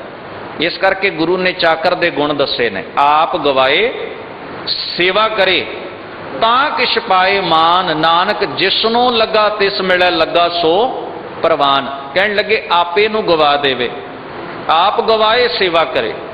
ਹੁਣ ਭਾਈ ਸਾਹਿਬ ਭਾਈ ਗੁਰਦਾਸ ਗੁਰਬਾਣੀ ਦੇ ਲਿਖਾਰੀ, ਗੁਰਮਤਿ ਦੇ ਮਹਾਨ ਵਿਆਖਿਆਕਾਰ ਤੇ ਪ੍ਰਚਾਰਕ ਹੋਏ, ਬੜਾ ਸਤਿਕਾਰਯੋਗ ਰੁਤਬਾ ਹੈ ਉਹਨਾਂ ਦਾ ਸਿੱਖ ਤਵਾਰੀਖ ਦੇ ਅੰਦਰ। ਉਹ ਲਿਖਦੇ ਨੇ ਵੀ ਜਿਹੜਾ ਮੁਰੀਦ ਹੈ ਨਾ, ਸੇਵਕ ਹੈ, ਸੇਵਕ ਦੇ ਅੰਦਰ ਸਭ ਤੋਂ ਵੱਡੀ ਜੋ ਖੂਬੀ ਚਾਹੀਦੀ ਹੈ ਉਹ ਹੈ ਵੀ ਉਹ ਗੁਰੂ ਦੇ ਅੱਗੇ ਹਮੇਸ਼ਾ ਹੀ ਖਾਕ ਹੋ ਕੇ ਰਵੇ। ਉਹਨੂੰ ਉਹਨਾਂ ਨੇ ਤੁਲਨਾ ਦਿੱਤੀ ਹੈ ਮੁਰਦੇ ਦੇ ਨਾਲ। ਜਿਵੇਂ ਮੁਰਦਾ ਬੋਲਦਾ ਨਹੀਂ, ਮੁਰਦਾ ਹਿਲ ਜੁਲ ਨਹੀਂ ਕਰਦਾ, ਮੁਰਦਾ ਕਿਸੇ ਭਟਕਣਾ ਵਿੱਚ ਨਹੀਂ ਹੁੰਦਾ। ਕਹਿਣ ਤੋਂ ਭਾਵ ਹੈ ਭਾਈ ਸਾਹਿਬ ਜੀ ਦਾ ਵੀ ਜਿਹੜਾ ਸੇਵਕ ਹੈ ਉਹ ਆਤਮਿਕ ਤੌਰ ਦੇ ਉੱਤੇ ਕੋਈ ਚਤੁਰਾਈ ਨਾ ਕਰੇ, ਉਹਦੇ ਜੀਵਨ ਵਿੱਚ ਕੋਈ ਹੰਕਾਰ ਦੀ ਗੱਲ ਨਾ ਹੋਵੇ, ਤਾਂ ਉਹਦੀ ਸੇਵਾ ਸਫਲ ਹੈ। ਮੁਰੀਦ ਦਾ ਪਹਿਲਾ ਗੁਣ ਉਹਨਾਂ ਦੱਸਿਆ, ਮੁਰਦਾ ਹੋਏ ਮੁਰੀਦ ਨਾ ਗੱਲੀ ਹੋਵਣਾ। ਕਹਿਣ ਲੱਗੇ ਉਹ ਮੁਰੀਦ ਜਿਹੜਾ ਮੁਰਦਿਆਂ ਵਾਂਗ ਵਿਚਰੇ, ਭਾਵ ਹਉਮੈ ਤੇ ਹੰਕਾਰ ਤੋਂ ਰਹਿਤ ਹੋ ਕੇ ਰਹੇ। ਉਹ ਆਪਣੇ ਕੋਲ ਜਿੰਨੇ ਵੀ ਗੁਣ ਨੇ ਉਹਨਾਂ ਨੂੰ ਮਾਲਕ ਦੇ, ਗੁਰੂ ਦੇ ਸਮਝੇ, ਆਪਣੇ ਨਾ ਸਮਝੇ ਕਿ ਮੇਰੀ ਵਜ੍ਹਾ ਕਰਕੇ ਹੋ ਰਿਹਾ, ਸਮਝੇ ਵੀ ਗੁਰੂ ਦੀ ਕਿਰਪਾ ਨਾਲ ਹੋ ਰਿਹਾ। ਦਾਤਾਰ ਸਤਿਗੁਰਾਂ ਨੇ, ਗੁਰੂ ਅਰਜਨ ਸਾਹਿਬ ਮਹਾਰਾਜ ਨੇ, ਜਿਨ੍ਹਾਂ ਦਾ ਪ੍ਰਕਾਸ਼ ਪੁਰਬ ਅੱਜ ਆਪਾਂ ਮਨਾ ਰਹੇ ਹਾਂ, ਸਤਿਗੁਰੂ ਦੇ ਪਿਆਰ ਵਾਲਿਓ, ਗੋਇੰਦਵਾਲ ਦੀ ਧਰਤੀ ਤੇ ਮਹਾਨ ਔਰਤ ਮਾਤਾ ਭਾਨੀ ਜੀ ਦੀ ਕੁੱਖ ਤੋਂ ਗੁਰੂ ਰਾਮਦਾਸ ਮਹਾਰਾਜ ਦੇ ਗ੍ਰਹਿ ਵਿਖੇ ਉਹਨਾਂ ਦਾ ਪ੍ਰਕਾਸ਼ ਹੋਇਆ। 11 ਸਾਲ ਉਹਨਾਂ ਨੂੰ ਆਪਣੇ ਨਾਨਾ ਧੰਨ ਗੁਰੂ ਅਮਰਦਾਸ ਮਹਾਰਾਜ ਜੀ ਦੀ ਸੰਗਤ, ਪਿਆਰ, ਗੋਦ ਮਿਲੀ ਹੈ। ਇਹ ਸਮਾਂ ਉਹਨਾਂ ਦੇ ਜੀਵਨ ਦਾ ਬੜਾ ਸੁਨਹਿਰੀ ਸਮਾਂ ਸੀ। ਬਚਪਨ ਤੋਂ ਲੈ ਕੇ 11 ਸਾਲ ਦੀ ਉਮਰ ਤੱਕ ਉਹਨਾਂ ਨੂੰ ਆਪਣੇ ਨਾਨਾ ਗੁਰੂ ਅਮਰਦਾਸ ਮਹਾਰਾਜ ਜੀ ਦਾ ਪਿਆਰ ਵੀ ਮਿਲਿਆ ਹੈ, ਸਨੇਹ ਵੀ ਮਿਲਿਆ ਹੈ। ਔਰ ਇਉਂ ਸਮਝ ਲਓ ਵੀ ਇਹ 11 ਸਾਲ ਉਹਨਾਂ ਦੇ ਜੀਵਨ ਦੀ ਬੁਨਿਆਦ ਤੇ ਨੀਂਹ ਬਣ ਗਏ ਹਨ, ਨੀਂਹ ਬਣ ਗਏ ਹਨ।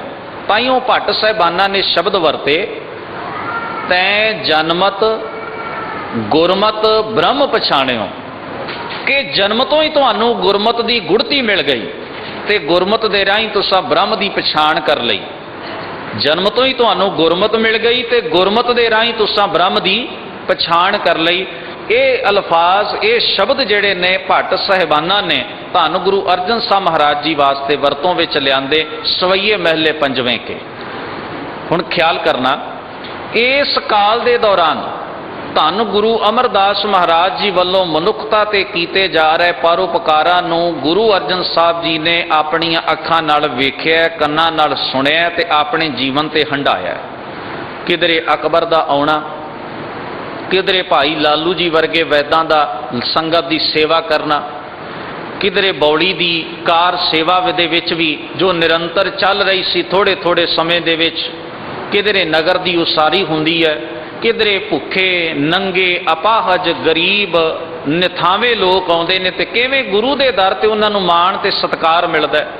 ਕਿਵੇਂ ਜ਼ਾਤਾਂ ਤੇ ਪਾਤਾਂ ਦੇ ਝੇੜੇ ਖਤਮ ਕਰਕੇ ਮਨੁੱਖੀ ਬਰਾਬਰੀ ਦਾ ਉਪਦੇਸ਼ ਜੋ ਗੁਰੂ ਅਮਰਦਾਸ ਮਹਾਰਾਜ ਦ੍ਰਿੜ ਕਰਵਾ ਰਹੇ ਨੇ, ਉਹ ਸਾਰੇ ਦਾ ਸਾਰਾ ਇਹ ਮਾਹੌਲ ਜਿਹੜਾ ਹੈ ਨਾ, ਇਹ ਧੰਨ ਸਤਿਗੁਰੂ ਗੁਰੂ ਅਮਰਦਾਸ ਮਹਾਰਾਜ ਜੀ ਵੱਲੋਂ ਜੋ ਸੰਗਤ ਦੇ ਨਾਲ ਸੰਸਾਰ ਨੂੰ ਇਹ ਦਾਤ ਦਿੱਤੀ ਜਾ ਰਹੀ ਹੈ, ਉਹ ਬਾਬਾ ਅਰਜਨ ਸਾਹਿਬ ਜੀ ਬਚਪਨ ਤੋਂ ਹੀ ਆਪਣੇ ਜੀਵਨ ਤੇ ਹੰਢਾ ਰਹੇ ਹਨ। ਇਸ ਗੱਲ ਦੀ ਬੜੀ ਗੂੜੀ ਛਾਪ ਉਹਨਾਂ ਦੇ ਜੀਵਨ ਦੇ ਉੱਤੇ ਲੱਗੀ ਹੈ ਕਿ ਗੁਰੂ ਦੇ ਗੁਣ ਕੀ ਹਨ, ਗੁਰੂ 'ਚ ਖੂਬੀ ਕੀ ਹੈ, ਗੁਰੂ ਦਾ ਸੁਭਾਅ ਕੀ ਹੈ, ਕਿਵੇਂ ਗੁਰੂ ਦੇ ਨਾਲ ਮਿਲਾਪ ਹੁੰਦਾ ਹੈ, ਕਿਵੇਂ ਗੁਰੂ ਦੇ ਨਾਲ ਇੱਕ ਮਿਕ ਹੋਇਆ ਜਾਂਦਾ ਹੈ, ਤੇ ਸਿੱਖੀ ਤੇ ਗੁਰਮਤ ਕੀ ਚੀਜ਼ਾਂ ਹਨ, ਇਹ ਉਹਨਾਂ ਨੇ ਆਪਣੀਆਂ ਅੱਖਾਂ ਨਾਲ ਵੇਖੀਆਂ ਨੇ, ਆਪਣੇ ਕੰਨਾਂ ਨਾਲ ਸੁਣੀਆਂ ਤੇ ਆਪਣੇ ਜੀਵਨ 'ਚ ਹੰਢਾਈਆਂ ਨੇ। ਬੜੀ ਛੋਟੀ ਅਵਸਥਾ ਜਦੋਂ ਉਹਨਾਂ ਨੂੰ ਸਤਿਗੁਰੂ ਦੀ ਬਾਣੀ ਯਾਦ ਕਰਵਾਈ ਗਈ, ਧੰਨ ਗੁਰੂ ਨਾਨਕ ਮਹਾਰਾਜ ਦੀ, ਭਗਤ ਸਾਹਿਬਾਨਾਂ ਦੀ, ਗੁਰੂ ਅੰਗਦ ਸਾਹਿਬ ਜੀ ਦੀ, ਆਪਣੇ ਨਾਨਾ ਗੁਰੂ ਅਮਰਦਾਸ ਮਹਾਰਾਜ ਜੀ ਦੀ ਬਾਣੀ ਉਹਨਾਂ ਨੇ ਕੰਠ ਕਰ ਲਈ। ਤੇ ਇਤਿਹਾਸ ਦੱਸਦਾ ਉਹ ਬਚਪਨ ਤੋਂ ਹੀ ਇੰਨੀ ਉੱਚ ਵਿਵੇਕ ਬੁੱਧ ਦੇ ਮਾਲਕ ਸਨ ਕਿ ਬਾਣੀ ਤਾਂ ਜਿਵੇਂ ਉਹਨਾਂ ਦੇ ਸੁਭਾਅ ਵਿੱਚ ਰਚ ਗਈ, ਉਹਨਾਂ ਦੀ ਆਤਮਾ ਦੀ ਖੁਰਾਕ ਹੈ। ਬਾਣੀ ਉਹ ਇੰਨੇ ਪਿਆਰ ਨਾਲ ਗਾਇਆ ਕਰਦੇ ਤੇ ਜ਼ੁਬਾਨੀ ਇੰਨੀ ਬਾਣੀ ਕੰਠ ਹੁੰਦੀ ਕਿ ਧੰਨ ਗੁਰੂ ਅਮਰਦਾਸ ਮਹਾਰਾਜ ਜੀ ਅਸੀਸਾਂ ਦੀ ਝੜੀ ਲਾਉਂਦੇ ਵੀ ਮੇਰਾ ਇਹ ਦੋਹਤਾ ਜਿਹੜਾ ਹੈ ਇਹ ਤਾਂ ਬਾਣੀ ਦਾ ਬੋਹਤਾ ਹੈ, ਭਾਵ ਬਾਣੀ ਦੇ ਨਾਲ ਜੁੜਿਆ ਹੋਇਆ। ਉਹ ਬਾਣੀ ਦਾ ਸੁਭਾਅ ਉਹਨਾਂ ਦੇ ਅੰਦਰ ਐਸਾ ਪੈਦਾ ਹੋਇਆ। ਸੇਵਾ ਉਹਨਾਂ ਨੇ ਆਪ ਕੀਤੀ। ਬੇਣੀ ਇੱਕ ਜਿਹੜਾ ਸਿੱਖ ਬਣ ਗਿਆ ਸੀ, ਪੰਡਤ ਸੀ, ਬ੍ਰਾਹਮਣ ਸੀ, ਗੁਰੂ ਸਾਹਿਬ ਜੀ ਦਾ ਸਿੱਖ ਬਣ ਗਿਆ, ਸੰਸਕ੍ਰਿਤ ਦਾ ਬੜਾ ਗਿਆਤਾ ਸੀ, ਉਹਦੇ ਕੋਲੋਂ ਵਿਦਿਆ ਪੜ੍ਹਾਈ ਗਈ। ਘੋੜ ਸਵਾਰੀ, ਸ਼ਸਤਰ ਵਿਦਿਆ, ਇਹ ਉਹਨਾਂ ਸਮਿਆਂ ਦੀਆਂ ਜ਼ਰੂਰੀ ਵਿਦਿਆਵਾਂ ਹੁੰਦੀਆਂ ਸਨ।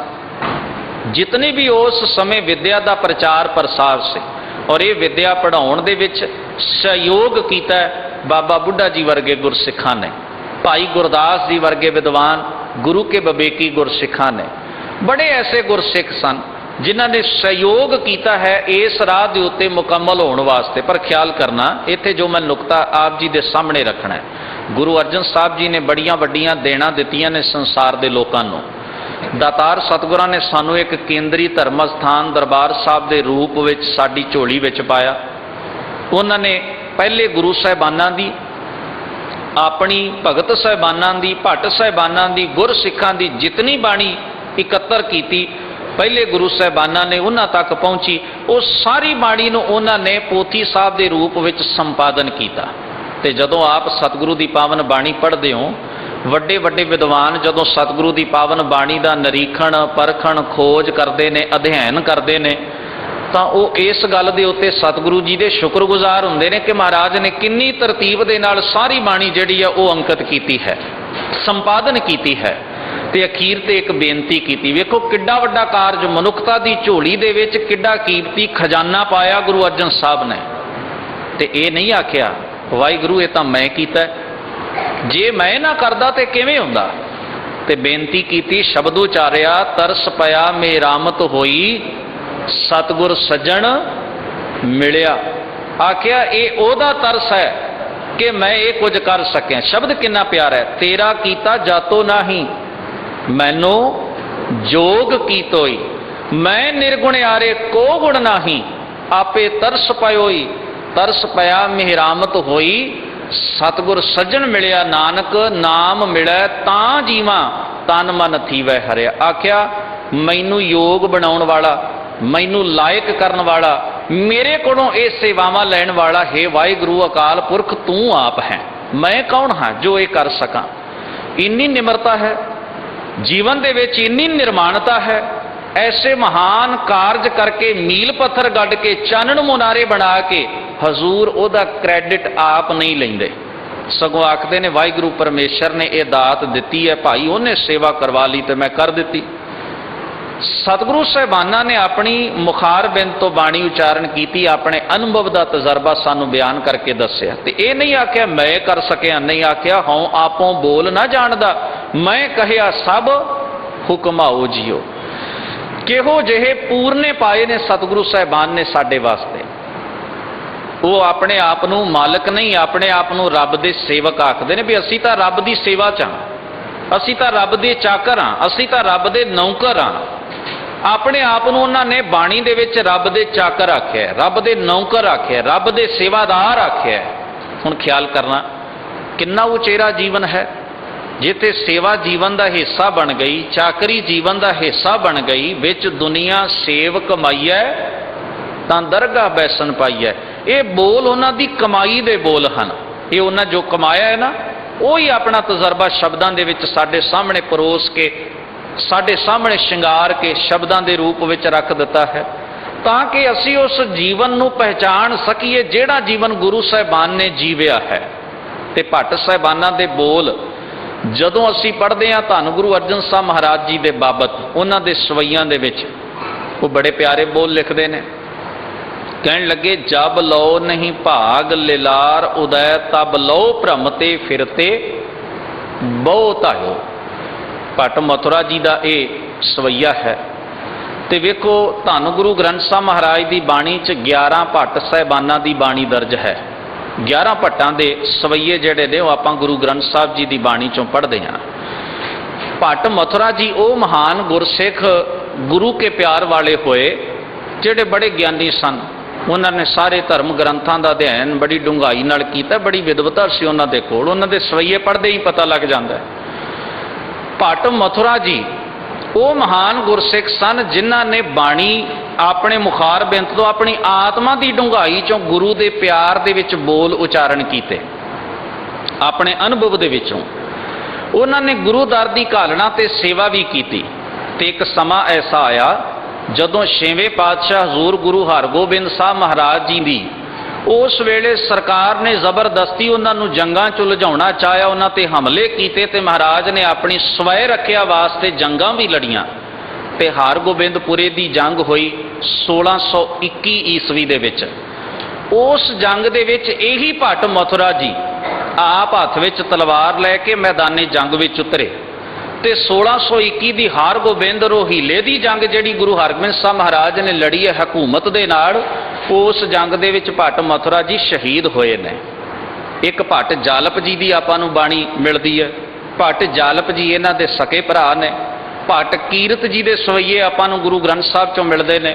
ਭੱਟ ਕੀਰਤ ਜੀ ਵੀ ਭੱਟ ਮਥੁਰਾ ਜੀ ਦੇ ਸਕੇ ਭਰਾਤਾ ਨੇ। ਤੇ ਇਹ ਭੱਟ ਕੀਰਤ ਜੀ ਜਿਨ੍ਹਾਂ ਦੇ ਸਵਈਏ ਮਿਲਦੇ ਨੇ ਨਾ ਸਾਨੂੰ ਬਾਣੀ ਦੇ ਵਿੱਚੋਂ 11 ਭੱਟਾਂ ਦੇ ਸਵਈਆਂ ਵਿੱਚੋਂ, ਇਹ ਭੱਟ ਕੀਰਤ ਜੀ ਜਦੋਂ 1634 ਈਸਵੀ ਦੀ ਗੁਰੂ ਹਰਗੋਬਿੰਦ ਸਾਹਿਬ ਮਹਾਰਾਜ ਨੇ ਮੁਖਲਸ ਖਾਂ ਦੇ ਨਾਲ, ਲਾਹੌਰ ਦੇ ਗਵਰਨਰ ਨਾਲ, ਹਕੂਮਤ ਨਾਲ ਜੰਗ ਲੜੀ, ਉਸ ਜੰਗ ਦੇ ਵਿੱਚ ਭੱਟ ਕੀਰਤ ਜੀ ਨੇ ਆਪ ਸ਼ਮੂਲੀਅਤ ਕੀਤੀ। ਬੜੀ ਬਹਾਦਰੀ ਦੇ ਨਾਲ ਉਹ ਜੰਗ ਵੀ ਲੜੀ ਤੇ ਸ਼ਹਾਦਤ ਦਾ ਜਾਮ ਵੀ ਪੀਤਾ। ਕਿੱਡੀਆਂ ਵੱਡੀਆਂ ਕੁਰਬਾਨੀਆਂ ਹਨ। ਭੱਟ ਜਾਲਪ ਜੀ, ਭੱਟ ਕੀਰਤ ਜੀ, ਭੱਟ ਮਥੁਰਾ ਜੀ, ਇਹ ਤਿੰਨੇ ਭੱਟ ਕਲਸਹਾਰ ਦੇ ਸੁਪੁੱਤਰ ਨੇ। ਇਸ ਕਰਕੇ ਇਹ 4 ਭੱਟ ਜਿਹੜੇ ਨੇ, ਇਸ ਤੋਂ ਇਲਾਵਾ ਜਿੰਨੇ ਭੱਟ ਨੇ, ਭੱਟ ਹਰਬੰਸ ਹਨ, ਭੱਲ ਹਨ, ਨਲ ਹਨ, ਗਾਇੰਦ ਹਨ, ਉਹ ਜਿੰਨੇ ਭੱਟ ਨੇ ਉਹ ਆਪਸ ਵਿੱਚ ਚਾਚੇ ਤਾਇਆਂ ਦੇ ਪੁੱਤਰ ਨੇ। ਇਉਂ ਕਹਿ ਲਓ ਵੀ ਇਸ ਪਰਿਵਾਰ ਦਾ ਏਡਾ ਵੱਡਾ ਯੋਗਦਾਨ ਹੈ ਸਿੱਖੀ ਦੇ ਵਿੱਚ। ਇਸ ਪਰਿਵਾਰ ਦੇ ਨਾਲ ਜੁੜੇ ਹੋਏ ਇਹਨਾਂ ਦੇ ਪੜਪੋਤਿਆਂ ਨੇ ਸਿੱਖੀ ਵਾਸਤੇ ਕੁਰਬਾਨੀਆਂ ਕੀਤੀਆਂ। ਉਹਨਾਂ ਨੂੰ ਜ਼ਮੀਨ ਦੇ ਵਿੱਚ ਗੱਡ ਕੇ ਹਕੂਮਤਾਂ ਨੇ ਮਾਰਿਆ। ਪਰ ਵੇਖੋ ਕੇਵਲ ਬਾਣੀ ਉਚਾਰੀ ਨਹੀਂ, ਉਸ ਬਾਣੀ ਨੂੰ ਉਹਨਾਂ ਨੇ ਜੀਵਿਆ ਆਪਣੇ ਜੀਵਨ ਦੇ ਅੰਦਰ। ਉਹਨਾਂ ਨੇ ਗੁਰੂ ਕਾਲ ਵਾਸਤੇ, ਗੁਰੂ ਦੇ ਜੀਵਨ ਵਾਸਤੇ, ਗੁਰੂ ਦੀ ਸੇਵਾ ਦੇ ਵਿੱਚ ਰਹਿੰਦਿਆਂ ਹੋਇਆਂ ਕੁਰਬਾਨੀਆਂ ਵੀ ਕੀਤੀਆਂ, ਆਪਣਾ ਖੂਨ ਵੀ ਡੋਲਿਆ। ਅੰਦਾਜ਼ਾ ਲਾਇਆ ਜਾ ਸਕਦਾ ਹੈ ਵੀ ਉਹ ਸਿੱਖੀ ਨੂੰ ਕਿਸ ਕਦਰ ਜੀਣ ਵਾਲੇ ਗੁਰਸਿੱਖ ਹੋਣਗੇ। ਇੱਕ ਇੱਕ ਬੋਲ ਉਹਨਾਂ ਦੀ ਆਤਮਾ ਦਾ ਅਨੁਭਵ ਹੈ। ਇੱਕ ਇੱਕ ਗੱਲ ਉਹਨਾਂ ਦੀ ਆਤਮਾ ਦੀ ਡੂੰਘਾਈ ਦੇ ਵਿੱਚੋਂ ਫੁਰਦੀ ਹੈ। ਤਾਈਓ ਤਾਂ ਉਹ ਗੁਰੂ ਵਾਸਤੇ ਆਪਾਂ ਘੋਲ ਘੁਮਾਉਣ ਲਈ ਤਿਆਰ ਹੋ ਗਏ। ਨਹੀਂ ਤਾਂ ਬੜੇ ਵਿਦਵਾਨ ਸਨ, ਉਹਨਾਂ ਨੂੰ ਧਰਮ ਗ੍ਰੰਥਾਂ ਦਾ ਬੜਾ ਡੂੰਘਾ ਅਧਿਐਨ ਉਹਨਾਂ ਕੀਤਾ ਹੋਇਆ ਸੀ। ਤੇ ਉਹਨਾਂ ਸਮਿਆਂ ਦੇ ਵਿੱਚ ਵਿਦਵਾਨ ਲੱਭਣੇ ਕੋਈ ਸੌਖਾ ਕੰਮ ਨਹੀਂ ਸੀ, ਬੜਾ ਔਖਾ ਕਾਰਜ ਸੀ। ਕੋਈ ਪੜ੍ਹਿਆ ਲਿਖਿਆ ਐਸਾ ਵਿਦਵਾਨ ਉਹਨਾਂ ਦੀ ਬੜੀ ਜ਼ਰੂਰਤ ਸੀ ਸਮਾਜ ਦੇ ਅੰਦਰ। ਪਰ ਇਹ ਵਿਦਵਾਨ ਗੁਰੂ ਨੂੰ ਸਮਰਪਿਤ ਹੋਏ, ਸਤਿਗੁਰੂ ਦੀ ਸੇਵਾ ਦੇ ਵਿੱਚ ਜੁੜੇ। ਤੇ ਜਦੋਂ ਸਮਾਂ ਕਿਧਰੇ ਬਣਿਆ, ਐਸਾ ਸਮਾਂ ਬਣ ਗਿਆ, ਆਪਣਾ ਜੀਵਨ ਵੀ ਗੁਰੂ ਤੋਂ ਘੋਲ ਘੁਮਾਇਆ। ਸਦਕੇ ਜਾਣਾ ਚਾਹੀਦਾ ਐਸੇ ਮਹਾਨ ਗੁਰਸਿੱਖਾਂ ਤੋਂ, ਜਿਨ੍ਹਾਂ ਦੀ ਮੁਬਾਰਕ ਬਾਣੀ ਤੇ ਜਿਨ੍ਹਾਂ ਦੀ ਮਹਾਨ ਕੁਰਬਾਨੀ ਸਾਡੇ ਲਈ ਸਦਾ ਹੀ ਇੱਕ ਚਾਨਣ ਮੁਨਾਰਾ ਹੈ। ਭੱਟ ਮਥੁਰਾ ਜੀ ਆਖਦੇ ਨੇ, ਜਬ ਲਓ ਨਹੀਂ ਭਾਗ ਲਿਲਾਰ ਉਦੈ, ਤਬ ਲਓ ਭ੍ਰਮ ਤੇ ਫਿਰਤੇ ਬਹੁ ਧਾਇਓ। कल घोर समुद्र में बूडत थे, कबहू मिट है नहीं रे पछतायो। तत् विचार यह मथुरा, जग तारन को अवतार बनायो। जप्यो जिन अर्जुन देव गुरु, फिर संकट जोन गर्भ ना आयो। कहने लगे जिन्हां ने गुरु अर्जन साहब महाराज की संगत पाई, नेड़ता पाई। हुण ख्याल करियो, जे अज आपां भट्ट साहिबाना दे बचन मन के गुरु अर्जन साहब जी की नेड़ता पाउणी चाहिए तो सानू की करना पवेगा? सानू गुरु की बाणी पढ़नी पवेगी ना। सतगुर बचन तुम्हारे निर्गुण निस्तारे। साडे निर्गुणा दे निस्तारे का इको ही साधन है ना, सतगुरु दे बचन, क्योंकि सतगुरु दे बचन ही सतगुरु ने। सतगुर बचन बचन है सतगुर, गुर पादर मुक्त जनावे गो।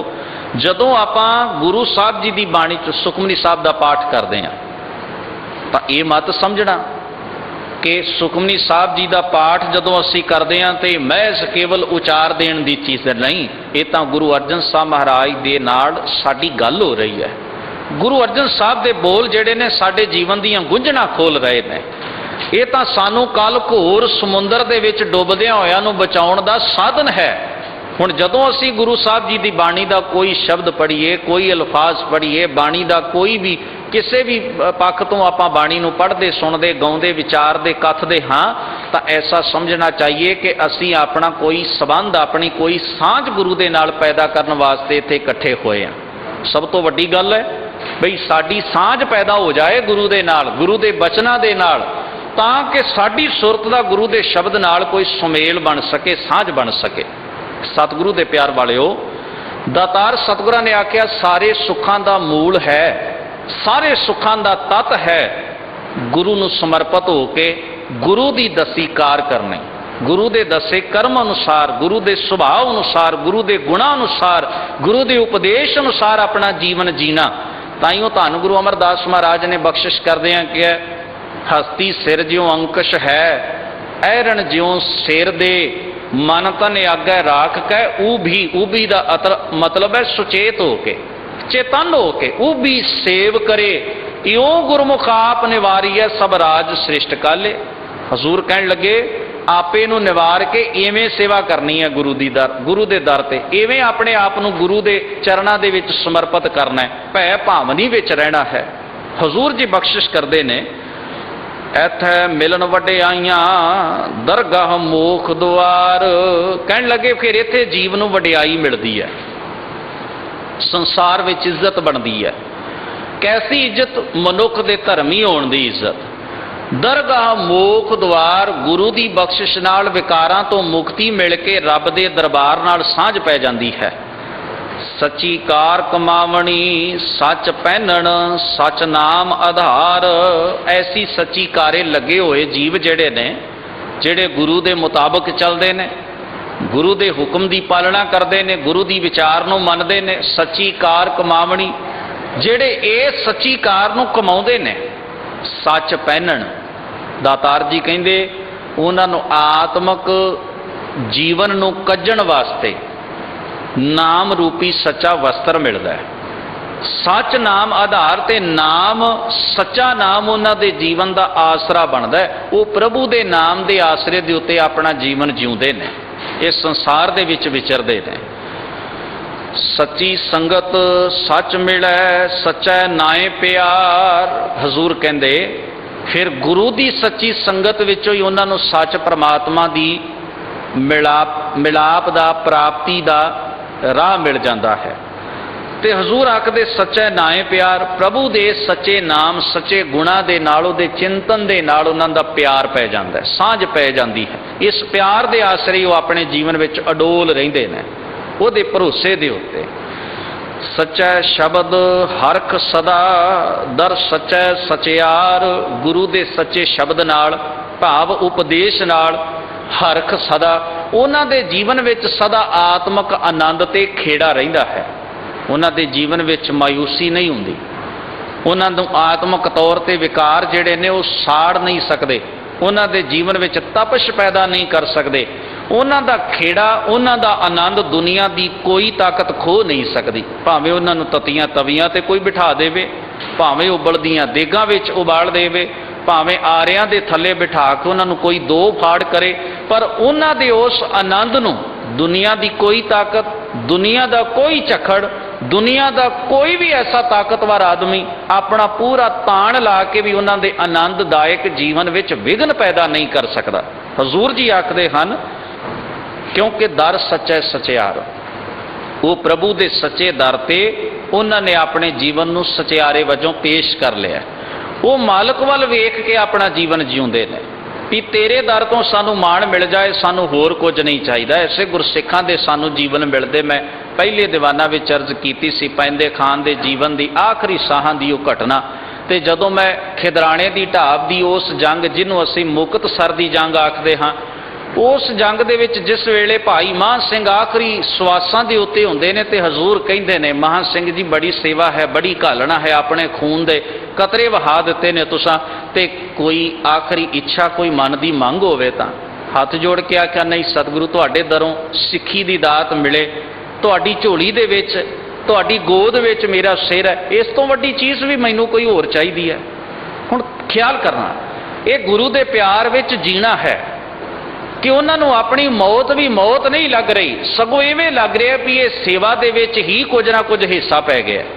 ਐਸਾ ਪਿਆਰ ਗੁਰੂ ਦੇ ਪ੍ਰਤੀ ਆਪਣੇ ਜੀਵਨ ਦੇ ਅੰਦਰ ਉਹਨਾਂ ਸਾਡੇ ਬਜ਼ੁਰਗਾਂ ਨੇ ਹੰਢਾਇਆ ਹੈ, ਉਹਨੂੰ ਜੀਵਿਆ ਤੇ ਇੱਕ ਮਿਸਾਲ ਕਾਇਮ ਕਰ ਦਿੱਤੀ ਹੈ। ਨਹੀਂ ਤਾਂ ਉਹਨਾਂ ਦੇ ਕੋਈ ਨਿੱਜੀ ਸਵਾਰਥ ਨਹੀਂ ਸਨ। ਦੇਗਾਂ ਚੁੱਬਣ ਵਾਲਿਆਂ ਦੇ, ਬੰਦ ਕਟਵਾ ਜਾਣ ਵਾਲਿਆਂ ਦੇ, ਖੋਪਰ ਉਤਰਵਾ ਦੇਣ ਵਾਲਿਆਂ ਦੇ, ਉਹਨਾਂ ਦੇ ਕੋਈ ਨਿੱਜੀ ਸਵਾਰਥ ਨਹੀਂ ਸਨ। ਉਹ ਤਾਂ ਗੁਰੂ ਦੇ ਪਿਆਰ ਵਿੱਚ ਜੀ ਰਹੇ ਸਨ। ਸਤਿਗੁਰੂ ਦੀ ਸਿੱਖੀ ਛੱਡਣ ਦੀ ਉਹਨਾਂ ਸਾਹਮਣੇ ਜਦੋਂ ਕੋਈ ਸ਼ਰਤ ਰੱਖਦਾ ਤੇ ਉਹ ਹੱਸਦੇ ਵੀ ਇਹ ਕਿ ਸਾਡੇ ਨਾਲ ਮਜ਼ਾਕ ਹੋ ਰਿਹਾ, ਕੋਈ ਚੀਜ਼ ਛੱਡੀ ਜਾਣ ਵਾਲੀ, ਕੋਈ ਫੜੀ ਹੋਈ ਚੀਜ਼ ਹੈ ਵੀ ਜਿਹੜੀ ਐ ਛੱਡ ਦਈਏ ਵੀ ਲਓ ਛੱਡ ਦਿੰਦੇ ਆ ਸਿੱਖੀ। ਨਹੀਂ, ਇਹ ਤਾਂ ਸਾਡੇ ਜੀਵਨ ਦਾ ਆਧਾਰ ਹੈ, ਇਹ ਸਾਡੇ ਜੀਵਨ ਦੀ ਬੁਨਿਆਦ ਹੈ। ਇਹ ਚੀਜ਼ ਕੋਈ ਛੱਡੀ ਜਾਣ ਵਾਲੀ ਨਹੀਂ ਹੈ। ਤੋਰੀ ਨਾ ਟੂਟੈ ਛੋਰੀ ਨਾ ਛੂਟੈ ਐਸੀ ਮਾਧੋ ਖਿੰਚ ਤਨੀ, ਇਹ ਤਾਂ ਪਿਆਰ ਦੀਆਂ ਗੱਲਾਂ ਨੇ, ਇਹ ਕਿਤੇ ਛੱਡੀਆਂ ਜਾਂਦੀਆਂ ਨੇ। ਤਾਂ ਦੁਨੀਆ ਨੇ ਆਖਿਆ ਇਹ ਛੱਡੀ ਕਿਉਂ ਨਹੀਂ ਜਾ ਸਕਦੀ, ਅਸੀਂ ਛਡਾ ਕੇ ਵਿਖਾਵਾਂਗੇ। ਬੜੇ ਤਰ੍ਹਾਂ ਦੇ ਤਸੀਹ ਉਹਨਾਂ ਨੂੰ ਦੇਣ ਵਾਲੇ ਲੋਕਾਂ ਨੇ ਆਪਣੇ ਆਪਣੇ ਯਤਨ ਪ੍ਰਯਾਸ ਕੀਤੇ ਨੇ, ਭੜਕਾਉਣ ਦੇ ਯਤਨ ਕੀਤੇ ਨੇ, ਪਰ ਨਹੀਂ, ਗੱਲ ਬਣ ਨਹੀਂ ਸਕੀ। ਕਿਉਂਕਿ ਗੁਰੂ ਨੇ ਆਖਿਆ, ਜਿਉਂ ਮੰਦਰ ਕੋ ਥਾਮੈ ਥੰਮਨ ਤਿਉਂ ਗੁਰ ਕਾ ਸ਼ਬਦ ਮਨੈ। ਜਿਵੇਂ ਛੱਤ ਨੂੰ ਪਿੱਲਰ ਨੂੰ ਛੱਤ ਨੂੰ ਸਹਾਰਾ ਦਿੰਦੇ ਨੇ ਨਾ ਪਿੱਲਰ ਬੁਰਜੀਆਂ, ਇਸੇ ਤਰ੍ਹਾਂ ਡਿੱਗਦੇ ਢਹਿੰਦੀ ਕਲਾ 'ਚ ਜਾਂਦੇ ਮਨ ਨੂੰ ਆਸਰਾ ਦਿੰਦਾ ਗੁਰੂ ਦਾ ਬਚਨ, ਗੁਰੂ ਦਾ ਉਪਦੇਸ਼। ਜੇ ਗੁਰੂ ਦਾ ਉਪਦੇਸ਼ ਜੀਵਨ ਵਿੱਚ ਹੈ, ਬੰਦਾ ਡਿੱਗਣੋਂ ਬਚ ਜਾਂਦਾ ਹੈ। ਡਿੱਗੇ ਨਾ ਡੋਲੇ ਦ੍ਰਿੜ ਕਰ ਰਹੇ ਹੋ, ਇਹ ਸੁਭਾਅ ਬਣ ਗਿਆ, ਇਹ ਆਤਮਿਕ ਜੀਵਨ ਐਸਾ ਹੋ ਗਿਆ ਮਨੁੱਖ ਦਾ। ਸਤਿਗੁਰੂ ਜੀ ਬਖਸ਼ਿਸ਼ ਕਰਦੇ ਨੇ, ਨਾਨਕ ਸਤਿਗੁਰ ਕੀ ਸੇਵਾ ਸੋ ਕਰੇ ਜਿਸਨੂੰ ਨਦਰ ਕਰੈ ਕਰਤਾਰ। हे ਨਾਨਕ, ਸਤਿਗੁਰੂ ਦੀ ਸੇਵਾ ਵੀ ਉਹੀ ਕਰਦਾ ਹੈ ਜਿਹਦੇ ਉੱਤੇ ਉਹਦੀ ਨਜ਼ਰ ਹੈ, ਉਹਦੀ ਬਖਸ਼ਿਸ਼ ਹੈ। ਬੰਦਾ ਆਪਣੀ ਚਤੁਰਾਈ ਨਾਲ ਜੋ ਕਰਦਾ ਹੈ ਨਾ, ਉਹ ਸੇਵਾ ਨਹੀਂ ਹੁੰਦੀ। ਮੈਂ ਪਹਿਲਾਂ ਅਰਜ਼ ਕੀਤੀ ਹੈ, ਉਹ ਮਸ਼ਹੂਰੀ ਹੁੰਦੀ ਹੈ ਆਪਣੀ ਚਤੁਰਾਈ ਦੇ ਨਾਲ। ਇਹ ਤਾਂ ਉਹਦੀ ਨਜ਼ਰ ਹੈ, ਉਹਦੀ ਕਿਰਪਾ। ਉਹਦੀ ਕਿਰਪਾ ਦੇ ਵਿੱਚ ਜਿਹੜਾ ਜੀਂਦਾ ਹੈ ਨਾ, ਉਹਦੀ ਨਜ਼ਰ ਨੂੰ ਮਹਿਸੂਸ ਕਰਦਾ ਹੈ, ਉਹਦੀ ਸੇਵਾ ਹੰਕਾਰ ਤੋਂ ਮੁਕਤ ਹੈ। ਦਾਤਾਰ ਜੀ ਆਖਦੇ ਨੇ, ਦੂਸਰਾ ਸ਼ਲੋਕ ਹੈ, ਪਹਿਲੇ ਸ਼ਲੋਕ ਵਿੱਚ ਸਤਿਗੁਰੂ ਗੁਰੂ ਅਮਰਦਾਸ ਮਹਾਰਾਜ ਨੇ ਰੱਬ ਦੀ ਸੇਵਾ ਦਾ ਗੁਣਗਾਨ ਕੀਤਾ। ਹੁਣ ਦੂਸਰਾ ਸ਼ਲੋਕ ਹੈ, ਹੋਰ ਵਿਡਾਣੀ ਚਾਕਰੀ ਧ੍ਰਿਗ ਜੀਵਨ ਧ੍ਰਿਗ ਵਾਸ। ਦਾਤਾਰ ਜੀ ਕਹਿੰਦੇ, ਗੁਰੂ ਨੂੰ ਛੱਡ ਕੇ ਜਿਹੜੀ ਵਿਡਾਣੀ ਚਾਕਰੀ ਹੈ ਨਾ, ਹੋਰ ਦਰਾਂ ਤੇ ਭਟਕਣ ਵਾਲੀ ਗੱਲ ਹੈ, ਜਿੱਥੇ ਅੱਜ ਕੱਲ੍ਹ ਆਪਾਂ ਸਾਰੇ ਹੀ ਭਟਕ ਰਹੇ ਹਾਂ ਕਿਤੇ ਨਾ ਕਿਸੇ ਰੂਪ ਵਿੱਚ। ਗੁਰੂ ਜੀ ਨੇ ਉਸ ਨੂੰ ਕੀ ਆਖਿਆ? ਕਹਿਣ ਲੱਗੇ, ਧ੍ਰਿਗ ਜੀਵਨ, ਐਸੀ ਚਾਕਰੀ 'ਚ ਲੱਗਿਆ ਹੋਇਆਂ ਦਾ, ਗੁਰੂ ਦੇ ਦਰ ਨਾਲੋਂ ਟੁੱਟ ਕੇ ਹੋਰ ਥਾਵਾਂ ਤੇ ਪਾਣੀ ਭਰਨ ਵਾਲਿਆਂ ਦਾ ਜੀਵਨ ਫਟਕਾਰ ਯੋਗ ਹੈ। ਉਹਨਾਂ ਦਾ ਵਸੇਬਾ ਹੀ ਇਸ ਸੰਸਾਰ ਦੇ ਵਿੱਚ ਭ੍ਰਿਸ਼ਟਿਆ ਹੋਇਆ, ਫਟਕਾਰ ਯੋਗ ਹੈ, ਲਾਨਤ ਦੇ ਯੋਗ ਹੈ। ਅੰਮ੍ਰਿਤ ਛੋੜ ਬਿਖ ਲੱਗੇ ਬਿਖ ਖਟਣਾ ਬਿਖਰਾਸ। ਦਾਤਾ ਜੀ ਕਹਿੰਦੇ, ਗੁਰੂ ਨਾਲੋਂ ਟੁੱਟ ਕੇ ਹੋਰ ਥਾਂ ਲੱਗਿਆਂ ਦੀ ਹਾਲਤ ਐਸੀ ਹੈ ਵੀ ਜਿਵੇਂ ਉਹਨਾਂ ਅੰਮ੍ਰਿਤ ਛੱਡ ਕੇ ਜ਼ਹਿਰ ਵਾਲੇ ਪਾਸੇ ਸਾਂਝ ਪਾ ਲਈ ਹੋਵੇ। ਅੰਮ੍ਰਿਤ ਛੋੜ ਬਿਖ ਲੱਗੇ, ਉਹ ਜ਼ਹਿਰ ਨਾਲ ਲੱਗੇ ਨੇ। ਵੇਖੋ, ਗੁਰੂ ਅਰਜਨ ਸਾਹਿਬ ਜੀ ਦੇ ਕੋਲ ਭਾਈ ਮੰਝ ਜੀ ਆਉਂਦੇ ਨੇ, ਆਖਦੇ ਨੇ, ਸਤਿਗੁਰੂ ਜੀ ਸਿੱਖੀ ਦੀ ਦਾਤ ਦੇ ਦਿਓ। ਤੇ ਗੁਰੂ ਸਾਹਿਬ ਮਹਾਰਾਜ ਨੇ ਇੱਕ ਐਸਾ ਬਚਨ ਕੀਤਾ ਜਿਹੜਾ ਉਸ ਵੇਲੇ ਬੜਾ ਜ਼ਰੂਰੀ ਸੀ, ਤੇ ਭਾਈ ਮੰਝ ਦੇ ਜੀਵਨ ਦੀ ਉਸਾਰੀ, ਸਿੱਖੀ ਜੀਵਨ ਦੀ ਉਸਾਰੀ ਉਸ ਬਚਨ ਤੋਂ ਬਿਨਾਂ ਨਹੀਂ ਸੀ ਹੋ ਸਕਦੀ। ਇੱਕ ਬਾਣ ਛੱਡਿਆ ਮਹਾਰਾਜ ਨੇ, ਇੱਕ ਤੀਰ ਚਲਾਇਆ ਸ਼ਬਦ ਦਾ। ਉਹ ਕੀ ਆਖਿਆ? ਭਾਈ ਜੀ, ਸਿੱਖੀ ਉੱਤੇ ਸਿੱਖੀ ਨਹੀਂ ਟਿਕ ਸਕਦੀ। ਹੁਣ ਧਿਆਨ ਦੇਣਾ, ਜੇ ਆਪਾਂ ਭਾਈ ਮੰਝ ਦੀ ਇਸ ਸਾਖੀ ਨੂੰ ਪੜ੍ਹਦੇ ਹਾਂ, ਸੁਣਦੇ ਹਾਂ, ਵਿਚਾਰਦੇ ਹਾਂ, ਤੇ ਇਹ ਗੱਲ ਇਤਿਹਾਸ ਵਿੱਚ ਘਟੀ ਗੱਲ ਹੈ, ਤੇ ਇਹ ਗੱਲ ਬਚਨ ਮਨ ਨੂੰ ਲੱਗਿਆ, ਤੇ ਆਪਣੇ ਜੀਵਨ ਦੀ ਉਹ ਸਾਰੀ ਜਿਹੜੀ ਸੀ ਸਿੱਖੀ ਦੇ ਮੁਤਾਬਕ ਕਰਨ ਵਾਲੇ ਭਾਈ ਮੰਝ ਨੇ ਕੀ ਕੀਤਾ, ਇਹ ਸਾਰਾ ਇਤਿਹਾਸ ਦਾ ਹਿੱਸਾ ਹੈ। ਇਹ ਸਾਡੇ ਬਜ਼ੁਰਗਾਂ ਦੀਆਂ ਨਿਸ਼ਾਨਦੇਹੀਆਂ ਨੇ। ਆਪਾਂ ਅੱਜ ਸਿੱਖੀ ਤੇ ਸਿੱਖੀ ਟਿਕਾਉਣ ਦਾ ਯਤਨ ਤੇ ਨਹੀਂ ਕਰ ਰਹੇ। ਜੇ ਆਪਾਂ ਸਰੀਰਾਂ ਨੂੰ ਪੂਜਦੇ ਹਾਂ, ਮੜੀਆਂ ਨੂੰ ਪੂਜਦੇ ਹਾਂ, ਕਬਰਾਂ ਨੂੰ ਪੂਜਦੇ ਹਾਂ, ਹੋਰ ਕੁਦਰਤੀ ਤਾਕਤਾਂ ਤੇ ਆਫਤਾਂ ਦੇ ਨਾਲ ਭੈ ਜਾਂ ਡਰ ਜਾਂ ਲਾਲਚ ਦੇ ਅਧੀਨ ਉਹਨਾਂ ਦਰਾਂ ਤੇ ਭਟਕਦੇ ਹਾਂ, ਬਾਣੀ ਤੇ ਭਰੋਸਾ ਸਾਡਾ ਢਿੱਲਾ ਹੈ, ਵਿਸ਼ਵਾਸ ਸਾਡਾ ਅੱਜ ਕਚਿਆਈ 'ਚ ਆ ਗਿਆ, ਤਾਂ ਮੁਆਫ ਕਰਨਾ, ਅਸੀਂ ਚਤੁਰਾਈ ਨਹੀਂ ਕਰ ਰਹੇ ਵੀ ਸਤਿਗੁਰੂ ਜੀ ਭਾਵੇਂ ਤੁਸਾਂ ਭਾਈ ਮੰਝ ਨੂੰ ਆਖਿਆ ਸੀ ਵੀ ਸਿੱਖੀ ਤੇ ਸਿੱਖੀ ਨਹੀਂ ਟਿਕ ਸਕਦੀ, ਪਰ ਵੇਖੋ ਅਸੀਂ ਯਤਨ ਕਰ ਰਹੇ ਹਾਂ ਵੀ ਸਿੱਖੀ ਤੇ ਸਿੱਖੀ ਟਿਕ ਜਾਏ। ਅਸੀਂ ਯਤਨ ਕਰ ਰਹੇ ਹਾਂ ਵੀ ਸਿੱਖੀ ਤੇ ਸਿੱਖੀ ਟਿਕ ਜਾਏ।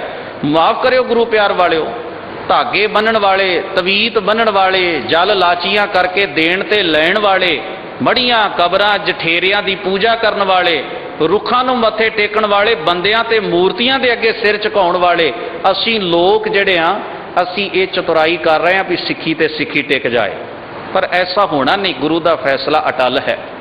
ਗੁਰੂ ਦੇ ਫੈਸਲੇ ਸਾਡੇ ਮੁਤਾਬਕ ਨਹੀਂ ਬਦਲਣੇ, ਕਿਉਂਕਿ ਗੁਰੂ ਸੱਚ ਦਾ ਸਰੂਪ ਹੈ। ਅਸੀਂ ਕੂੜ ਵਿੱਚ ਲੱਗੇ ਹੋਏ ਜੀਵਾਂ, ਅਸੀਂ ਚਤੁਰਾਈਆਂ ਕਰਦੇ ਹਾਂ। ਗੁਰੂ ਨਿਰਛਲ ਸਰੂਪ ਹੈ, ਉਹਦੇ 'ਚ ਛਲ ਕੋਈ ਨਹੀਂ। ਅਸੀਂ ਛਲ ਦੇ ਰਾਹੀਂ ਸਿੱਖੀ ਪਾਉਣਾ ਚਾਹੁੰਦੇ ਹਾਂ, ਪਰ ਐਵੇਂ ਮਿਲਣੀ ਨਹੀਂ। ਇੱਥੇ ਤਾਂ ਨਿਰਪੱਖ ਹੋ ਕੇ, ਨਿਰਛਲ ਹੋ ਕੇ ਗੁਰੂ ਨੂੰ ਆਪਾਂ ਭੇਟ ਕੀਤੇ ਆ, ਸਿੱਖੀ ਮਿਲਣੀ ਹੈ। ਇਸ ਕਰਕੇ ਖਿਆਲ ਕਰੀਏ, ਜੋ ਹਜ਼ੂਰ ਨੇ ਸਾਡੇ ਵੱਡੇ ਵਡੇਰਿਆਂ ਨੂੰ ਗੱਲਾਂ ਆਖੀਆਂ ਸਨ, ਉਹ ਅੱਜ ਵੀ ਉਨੀਆਂ ਹੀ ਸੱਚ ਨੇ, ਤੇ ਉਹਨਾਂ ਤੋਂ ਬਿਨਾਂ ਸਿੱਖੀ ਦਾ ਪੈਂਡਾ ਜਿਹੜਾ ਹੈ ਉਹ ਸਾਡੇ ਲਈ ਕਠਨ ਹੈ। ਉਹਦਾ ਮਾਰਗ ਜਿਹੜਾ ਹੈ ਉਹਦੇ ਉੱਤੇ ਅਸੀਂ ਕਦਮ ਨਹੀਂ ਧਰ ਸਕਾਂਗੇ। ਯਤਨ ਕਰੀਏ ਅੱਜ ਸਿੱਖੀ ਤੇ ਸਿੱਖੀ ਟਿਕਾਉਣ ਦੀ ਕੋਸ਼ਿਸ਼ ਨਾ ਕਰੀਏ, ਕੇਵਲ ਗੁਰੂ ਨਾਨਕ ਦੀ ਸਿੱਖੀ ਨਾਲ ਪਿਆਰ ਪਾਈਏ। ਦਾਤਾਰ ਜੀ ਬਖਸ਼ਿਸ਼ ਕਰਦੇ ਨੇ, ਬਿਕ ਹੀ ਉਹਨਾਂ ਜ਼ਹਿਰ ਦੀ ਉਹ ਖੱਟੀ ਖੱਟਦੇ ਨੇ, ਤੇ ਜ਼ਹਿਰ ਦੀ ਪੂੰਜੀ ਉਹਨਾਂ ਦੇ ਪੱਲੇ, ਭਾਵ ਔਗਣ ਇਕੱਠੇ ਕਰ ਲੈਂਦੇ ਨੇ। ਬਿਕ ਖਾਣਾ, ਬਿਕ ਪਹਿਨਣਾ, ਬਿਕ ਕੇ ਮੁੱਖ ਗਿਰਾਸ। ਉਹ ਜ਼ਹਿਰ ਖਾਂਦੇ ਨੇ, ਜ਼ਹਿਰ ਪਹਿਨਦੇ ਨੇ, ਜ਼ਹਿਰ ਦੀਆਂ ਹੀ ਉਹ ਬੁਰਕੀਆਂ ਭਰਦੇ ਨੇ, ਭਾਵ ਉਹਨਾਂ ਦਾ ਆਤਮਿਕ ਤੌਰ ਤੇ ਵੀ ਔਗਣਾ ਨਾਲ ਸੰਬੰਧ ਹੈ। ਔਗਣਾ ਵਿੱਚ ਉਹ ਲਿਪਟੇ ਨੇ, ਔਗਣਾ ਦੀ ਖੁਰਾਕ ਉਹ ਗ੍ਰਹਿਣ ਕਰਦੇ ਨੇ ਆਪਣੇ ਜੀਵਨ ਦੇ ਅੰਦਰ। ਇਸ ਕਰਕੇ ਸਾਰਾ ਜੀਵਨ ਹੀ ਜ਼ਹਿਰਮਈ ਹੋ ਗਿਆ, ਜ਼ਹਿਰੀਲਾ ਹੋ ਗਿਆ। ਇੱਥੇ ਦੁੱਖੋ ਦੁੱਖ ਕਮਾਵਣਾ, ਮੋਇਆ ਨਰਕ ਨਿਵਾਸ। ਉਹ ਜੀਵਨ ਦੇ ਅੰਦਰ ਦੁੱਖ ਹੀ ਭੋਗਦੇ ਨੇ, ਕਦੇ ਸੁਖੀ ਨਹੀਂ ਹੁੰਦੇ। ਭਾਵੇਂ ਉਹ ਬੜੇ ਦਿਸ਼ਾ ਸੂਚਕ ਯੰਤਰ ਲੈ ਆਉਂਦੇ ਨੇ ਟੀਵੀ ਤੇ ਵੇਖ ਕੇ, ਬੜਿਆਂ ਕੋਲੋਂ ਧਾਗੇ ਤਵੀਤ ਬਣਵਾ ਲੈਂਦੇ ਨੇ, ਬੜੇ ਕੰਮ ਕਰਦੇ ਨੇ ਉਹ, ਪਰ ਸੁਖੀ ਨਹੀਂ ਹੁੰਦੇ। ਸਾਰੀ ਜ਼ਿੰਦਗੀ ਐਵੇਂ ਹੀ ਲੰਘ ਜਾਂਦੀ ਹੈ ਤਥਾ ਕਥਿਤ ਸਿਆਣਿਆਂ ਦੇ ਅੱਗੇ ਪਿੱਛੇ ਫਿਰਦਿਆਂ ਦਰਾਂ ਦੇ ਉੱਤੇ ਥਾਂ ਥਾਂ ਤੇ ਮੱਥੇ ਟੇਕਦਿਆਂ, ਪਰ ਕਦੇ ਜੀਵਨ ਵਿੱਚ ਸੰਤੁਸ਼ਟੀ ਭਰੇ ਪਲ ਨਹੀਂ ਆਉਂਦੇ। ਹੈਰਾਨੀ ਦੀ ਗੱਲ ਹੈ, ਇਸ ਭਟਕਣਾ ਦੇ ਵਿੱਚੋਂ ਸੁੱਖ ਨਹੀਂ ਨਿਕਲ ਸਕਿਆ। ਦਾਤਾਰ ਜੀ ਬਖਸ਼ਿਸ਼ ਕਰਦੇ ਨੇ, ਆਖਦੇ ਨੇ, ਉਹ ਆਤਮਿਕ ਤੌਰ ਤੇ ਮਰ ਜਾਂਦੇ ਨੇ ਤੇ ਵਿਕਾਰਾਂ ਦੇ ਨਰਕ ਵਿੱਚ ਹੀ ਡਿੱਗੇ ਰਹਿੰਦੇ ਹਨ। ਮਨਮੁਖ ਮੋਹ ਮੈਲੇ, ਸ਼ਬਦ ਨਾ ਜਾਣਨੀ, ਕਾਮ ਕ੍ਰੋਧ ਵਿਨਾਸ਼। ਸਤਿਗੁਰ ਕਾ ਭਉ ਛੋੜਿਆ, ਮਨ ਹੱਠ ਕੰਮ ਨਾ ਆਵੈ ਰਾਸ। ਐਸੇ ਮਨ ਦੇ ਪਿੱਛੇ ਲੱਗਣ ਵਾਲੇ, ਗੁਰੂ ਦੇ ਉਪਦੇਸ਼ ਤੋਂ ਟੁੱਟੇ ਜੀਵਨ ਜਿਹੜੇ ਨੇ, ਉਹਨਾਂ ਦੀ ਕੀ ਗਤ ਹੈ, ਕੀ ਹਾਲਤ ਹੈ। ਸਤਿਗੁਰੂ ਕਹਿੰਦੇ ਉਹਨਾਂ ਦੇ ਮੂੰਹ ਮੈਲੇ ਹੁੰਦੇ ਨੇ, ਉਹਨਾਂ ਦੇ ਮੁਖ ਵਿੱਚ ਮੈਲ ਹੈ, ਕੂੜ ਹੈ, ਭਾਵ ਉਹਨਾਂ ਦੀ ਰਸਨਾ ਤੇ ਉਹ ਵਿਕਾਰਾਂ ਦੀ ਬੋਲੀ ਬੋਲਦੇ ਹਨ। ਦਾਤਾਰ ਜੀ ਕਹਿੰਦੇ ਸ਼ਬਦ ਨਾ ਜਾਣਨੀ, ਉਹ ਗੁਰੂ ਦੇ ਸ਼ਬਦ ਦਾ ਸਾਰ ਤੱਤ ਨਹੀਂ ਜਾਣਦੇ, ਤੇ ਕਾਮ ਵਿੱਚ ਗਰਕ ਰਹਿੰਦੇ ਨੇ, ਕ੍ਰੋਧ ਵਿੱਚ ਗਰਕ ਰਹਿੰਦੇ ਨੇ। ਆਤਮਿਕ ਤੌਰ ਤੇ ਉਹਨਾਂ ਦਾ ਨਾਸ਼ ਹੁੰਦਾ ਰਹਿੰਦਾ ਸਦਾ ਹੀ। ਸਤਿਗੁਰ ਕਾ ਭਉ ਛੋੜਿਆ, ਕਿਉਂਕਿ ਉਹਨਾਂ ਨੇ ਮਨੋਂ ਗੁਰੂ ਦਾ ਅਦਬ ਵਿਸਾਰ ਦਿੱਤਾ, ਗੁਰੂ ਦਾ ਸਤਕਾਰ, ਅਸਲੀ ਗੁਰੂ ਦੇ ਹੁਕਮ ਨੂੰ ਮੰਨਣਾ ਉਹ ਛੱਡ ਦਿੱਤਾ ਹੈ। ਪਾਤਸ਼ਾਹ ਕਹਿੰਦੇ ਮਨ ਹੱਠ ਕੰਮ ਨਾ ਆਵੇ ਰਾਸ। ਗੁਰੂ ਦੇ ਸ਼ਬਦ ਵੱਲ ਪਿੱਠ ਕਰਕੇ, ਗੁਰੂ ਦੇ ਬਚਨ ਨਾ ਮੰਨ ਕੇ ਆਪਣੇ ਮਨ ਹੱਠ ਦੇ ਕਰਮ ਕਰਦੇ ਰਹਿੰਦੇ ਨੇ, ਆਪਣੀ ਜਿੱਦ ਪਗਾਉਂਦੇ ਰਹਿੰਦੇ ਨੇ, ਪਰ ਉਹ ਕੰਮ ਉਹਨਾਂ ਦੇ ਰਾਸ ਨਹੀਂ ਆਉਂਦੇ, ਸਫਲੇ ਨਹੀਂ ਹੁੰਦੇ। ਜਮਪੁਰ ਬੱਧੇ ਮਾਰੀਐ, ਕੋ ਨਾ ਸੁਣਾਏ ਅਰਦਾਸ। ਨਾਨਕ ਪੂਰਬ ਲਿਖਿਆ ਕਮਾਵਣਾ, ਗੁਰਮੁਖ ਨਾਮ ਨਿਵਾਸ। ਦਾਤਾਰ ਜੀ ਕਹਿੰਦੇ ਐਸੇ ਵਿਕਾਰਾਂ ਦੀ ਪੂਰੀ ਵਿੱਚ ਬੱਧੇ, ਜਮਾਂ ਦੀ ਪੂਰੀ ਵਿੱਚ, ਆਤਮਿਕ ਮੌਤ ਵਿੱਚ ਬੱਧੇ ਸਦਾ ਹੀ ਕੁੱਟੀਦੇ ਨੇ, ਮਾਰੀਦੇ ਨੇ, ਦੁੱਖ ਭੋਗਦੇ ਹਨ। ਕੋ ਨਾ ਸੁਣਾਏ ਅਰਦਾਸ। ਫਿਰ ਉਹਨਾਂ ਦੀ ਪੁਕਾਰ ਕੌਣ ਸੁਣੇ ਬਈ? ਇਸ ਸੰਸਾਰ ਵਿੱਚ ਸਾਰੇ ਹੀ ਇਸ ਰੋਗ ਤੋਂ ਪੀੜਤ ਨੇ, ਤੇ ਦੂਜਾ ਦੂਜੇ ਦਾ ਇਲਾਜ ਕਿਵੇਂ ਕਰੇ? ਤੇ ਜਿਨ੍ਹਾਂ ਕੋਲ ਜਾ ਕੇ ਉਹ ਅਰਦਾਸਾਂ ਕਰਦੇ ਨੇ, ਬੇਨਤੀਆਂ ਕਰਦੇ, ਉਹ ਤਾਂ ਆਪ ਇਹ ਸਜ਼ਾ ਭੋਗ ਰਹੇ ਹੁੰਦੇ ਨੇ, ਉਹ ਦੂਜਿਆਂ ਨੂੰ ਮੁਕਤ ਕਿਵੇਂ ਕਰ ਸਕਦੇ ਨੇ। ਪਾਤਸ਼ਾਹ ਕਹਿੰਦੇ ਨਾਨਕ ਪੂਰਬ ਲਿਖਿਆ ਕਮਾਵਣਾ, हे ਨਾਨਕ ਇਉਂ ਸਮਝੋ ਅਸੀਂ ਜੋ ਮਾੜੇ ਕਰਮ ਕਰਦੇ ਹਾਂ, ਮਾੜੇ ਕਰਮ ਇਕੱਠੇ ਹੋ ਕੇ ਸਾਡੇ ਸੰਸਕਾਰ, ਸਾਡਾ ਸੁਭਾਅ ਬਣਦੇ ਨੇ, ਫਿਰ ਉਸੇ ਸੁਭਾਅ ਦੇ ਮੁਤਾਬਕ ਅਸੀਂ ਆਪਣੇ ਅਗਲੇ ਕਰਮ ਤੈਅ ਕਰ ਲੈਂਦੇ, ਅਗਲੇ ਪੈਂਡੇ ਪੁੱਟਦੇ ਰਹਿੰਦੇ ਹਾਂ। ਇਵੇਂ ਸੁਭਾਅ ਸੰਸਕਾਰ ਦੇ ਮੁਤਾਬਕ ਅਸੀਂ ਆਪਣਾ ਕਰਮ ਕਰਦੇ ਹਾਂ। ਪਾਤਸ਼ਾਹ ਕਹਿੰਦੇ ਗੁਰਮੁਖ ਨਾਮ ਨਿਵਾਸ, ਪਰ ਜੇ ਗੁਰੂ ਦੇ ਬਚਨ ਮੰਨੀਏ ਤੇ ਨਾਮ ਵਿੱਚ ਸੁਰਤੀ ਦਾ ਨਿਵਾਸ ਹੋ ਜਾਂਦਾ ਹੈ, ਉਚੇਰਾ ਜੀਵਨ ਮਿਲ ਜਾਂਦਾ ਹੈ। ਪੌੜੀ ਹੈ ਧੰਨ ਗੁਰੂ ਰਾਮਦਾਸ ਚੌਥੇ ਪਾਤਸ਼ਾਹ ਸਤਿਗੁਰੂ ਜੀ ਦੀ। ਹਜ਼ੂਰ ਕਹਿੰਦੇ ਹਨ ਸੋ ਸੇਵਿਓ ਸੋ ਸਤਿਗੁਰ ਸੇਵਿਓ ਸਾਧ ਜਨ, ਜਿਨ ਹਰ ਹਰ ਨਾਮ ਦ੍ਰਿੜਾਇਆ। ਪਾਤਸ਼ਾਹ ਕਹਿੰਦੇ हे ਭਾਈ ਉਸ ਸਤਿਗੁਰੂ ਨੂੰ ਸੇਵੋ, ਯਾਦ ਕਰੋ, ਉਸ ਸਤਿਗੁਰੂ ਦੇ ਚਿੰਤਨ ਵਿੱਚ ਜੁੜੋ। ਸੋ ਸਤਿਗੁਰ ਸੇਵੋ, ਜੋ ਰੱਬ ਦਾ ਪਿਆਰਾ ਹੈ, ਜੋ ਰੱਬ ਨਾਲ ਇੱਕ ਸੁਰ ਹੈ, ਜੋ ਸਾਧ ਹੈ, ਭਾਵ ਉਚੇਰੀ ਸਾਧਨਾ ਵਾਲਾ ਹੈ। ਹਜ਼ੂਰ ਆਖਦੇ ਹਨ ਜਿਨ ਹਰ ਹਰ ਨਾਮ ਦ੍ਰਿੜਾਇਆ, ਜੋ ਸਾਨੂੰ ਭੁੱਲਿਆ ਭਟਕਿਆ ਨੂੰ ਸਤਿਗੁਰੂ ਪ੍ਰਮਾਤਮਾ ਦਾ ਨਾਮ ਦ੍ਰਿੜ ਕਰਵਾਉਂਦਾ ਹੈ, ਕੇਵਲ ਉਸ ਦੇ ਚਿੰਤਨ ਵਿੱਚ ਜੁੜੋ। ਸੋ ਸਤਿਗੁਰ ਪੂਜੋ ਦਿਨ ਸਰਾਤ, ਜਿਨ ਜਗਨਨਾਥ ਜਗਦੀਸ਼ ਜਪਾਇਆ। ਉਸ ਗੁਰੂ ਦੀ ਸੇਵਾ 'ਚ ਦਿਨ ਰਾਤ ਰਹੀਏ, ਜਿਨੇ ਸਾਨੂੰ ਜਗਤ ਦੇ ਮਾਲਕ, ਜਗਤ ਦੇ ਕਰਤੇ ਉਸ ਪ੍ਰਭੂ ਦੇ ਨਾਮ ਨੂੰ ਜਪਾ ਦਿੱਤਾ ਹੈ, ਦ੍ਰਿੜ ਕਰਵਾ ਦਿੱਤਾ ਹੈ। ਸੋ ਸਤਿਗੁਰ ਦੇਖੋ ਇੱਕ ਨਿਮਖ ਨਿਮਖ, ਜਿਨ ਹਰ ਕਾ ਹਰ ਪੰਥ ਬਤਾਇਆ। ਉਸ ਸਤਿਗੁਰੂ ਦੇ ਦਰਸ਼ਨ ਕਰੋ, ਨਿਮਖ ਨਿਮਖ ਕਰੋ, ਉਹਦੇ ਦਰਸ਼ਨਾਂ ਨੂੰ ਅੱਖੀਆਂ 'ਚ ਵਸਾ ਲਓ, ਵੀ ਜਿੱਥੇ ਵੀ ਜਾਓ ਉੱਥੇ ਗੁਰੂ ਦਾ ਪਿਆਰ ਤੁਹਾਡੇ ਨਜ਼ਦੀਕ ਹੋਵੇ। ਗੁਰ ਮੇਰੇ ਸੰਗ ਸਦਾ ਹੈ, ਨਾਲੇ ਦੀ ਬਣਤਰ ਬਣ ਜਾਏ ਜੀਵਨ ਦੀ। ਪਾਤਸ਼ਾਹ ਕਹਿੰਦੇ ਇਸ ਕਰਕੇ ਜਿਨੇ ਹਰੀ ਪ੍ਰਭੂ ਦਾ ਰਾਹ ਸਾਨੂੰ ਦੱਸ ਦਿੱਤਾ ਹੈ, ਤਿਸ ਸਤਿਗੁਰ ਕੀ ਸਭ ਪੱਗੀ ਪਵੋ, ਜਿਨ ਮੋਹ ਅੰਧੇਰ ਚੁਕਾਇਆ। ਐਸੇ ਗੁਰੂ ਦੇ ਚਰਨਾਂ ਨਾਲ ਜੁੜੀਏ ਜਿਨੇ ਮੋਹ ਦੇ ਹਨੇਰੇ ਚੋਂ ਸਾਨੂੰ ਕੱਢ ਦਿੱਤਾ ਹੈ, ਜਿਨੇ ਅਗਿਆਨਤਾ ਦੇ ਅੰਧਕਾਰ ਵਿੱਚੋਂ ਕੱਢ ਕੇ ਸਾਨੂੰ ਚਾਨਣ ਦੇ ਰਾਹ ਦੇ ਉੱਤੇ, ਬਾਣੀ ਦੇ ਰਾਹ ਦੇ ਉੱਤੇ ਤੋਰ ਦਿੱਤਾ ਹੈ। ਸੋ ਸਤਿਗੁਰ ਕਹੋ ਸਭ ਧੰਨ ਧੰਨ, ਜਿਨ ਹਰ ਭਗਤ ਭੰਡਾਰ ਲਹਾਇਆ।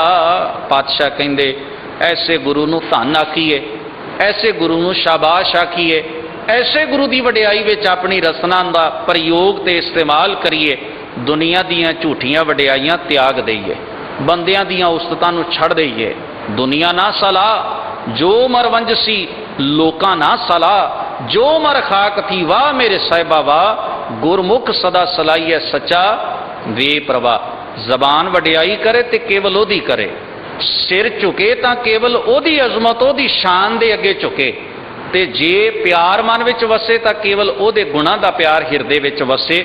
ਜੀਵਨ ਐਸਾ ਸਮਰਪਿਤ ਗੁਰੂ ਨੂੰ ਜੇ ਹੋ ਜਾਏ ਤਾਂ ਇਹ ਜੀਵਨ ਧਨਤਾ ਦੇ ਯੋਗ ਬਣ ਜਾਂਦਾ ਹੈ। ਦਾਤਾਰ ਜੀ ਆਖਦੇ ਹਨ ਐਸੇ ਗੁਰੂ ਨੂੰ ਧੰਨ ਆਖੀਏ, ਸ਼ਾਬਾਸ਼ ਆਖੀਏ, ਜਿਨ ਹਰ ਭਗਤ ਭੰਡਾਰ ਲਹਾਇਆ।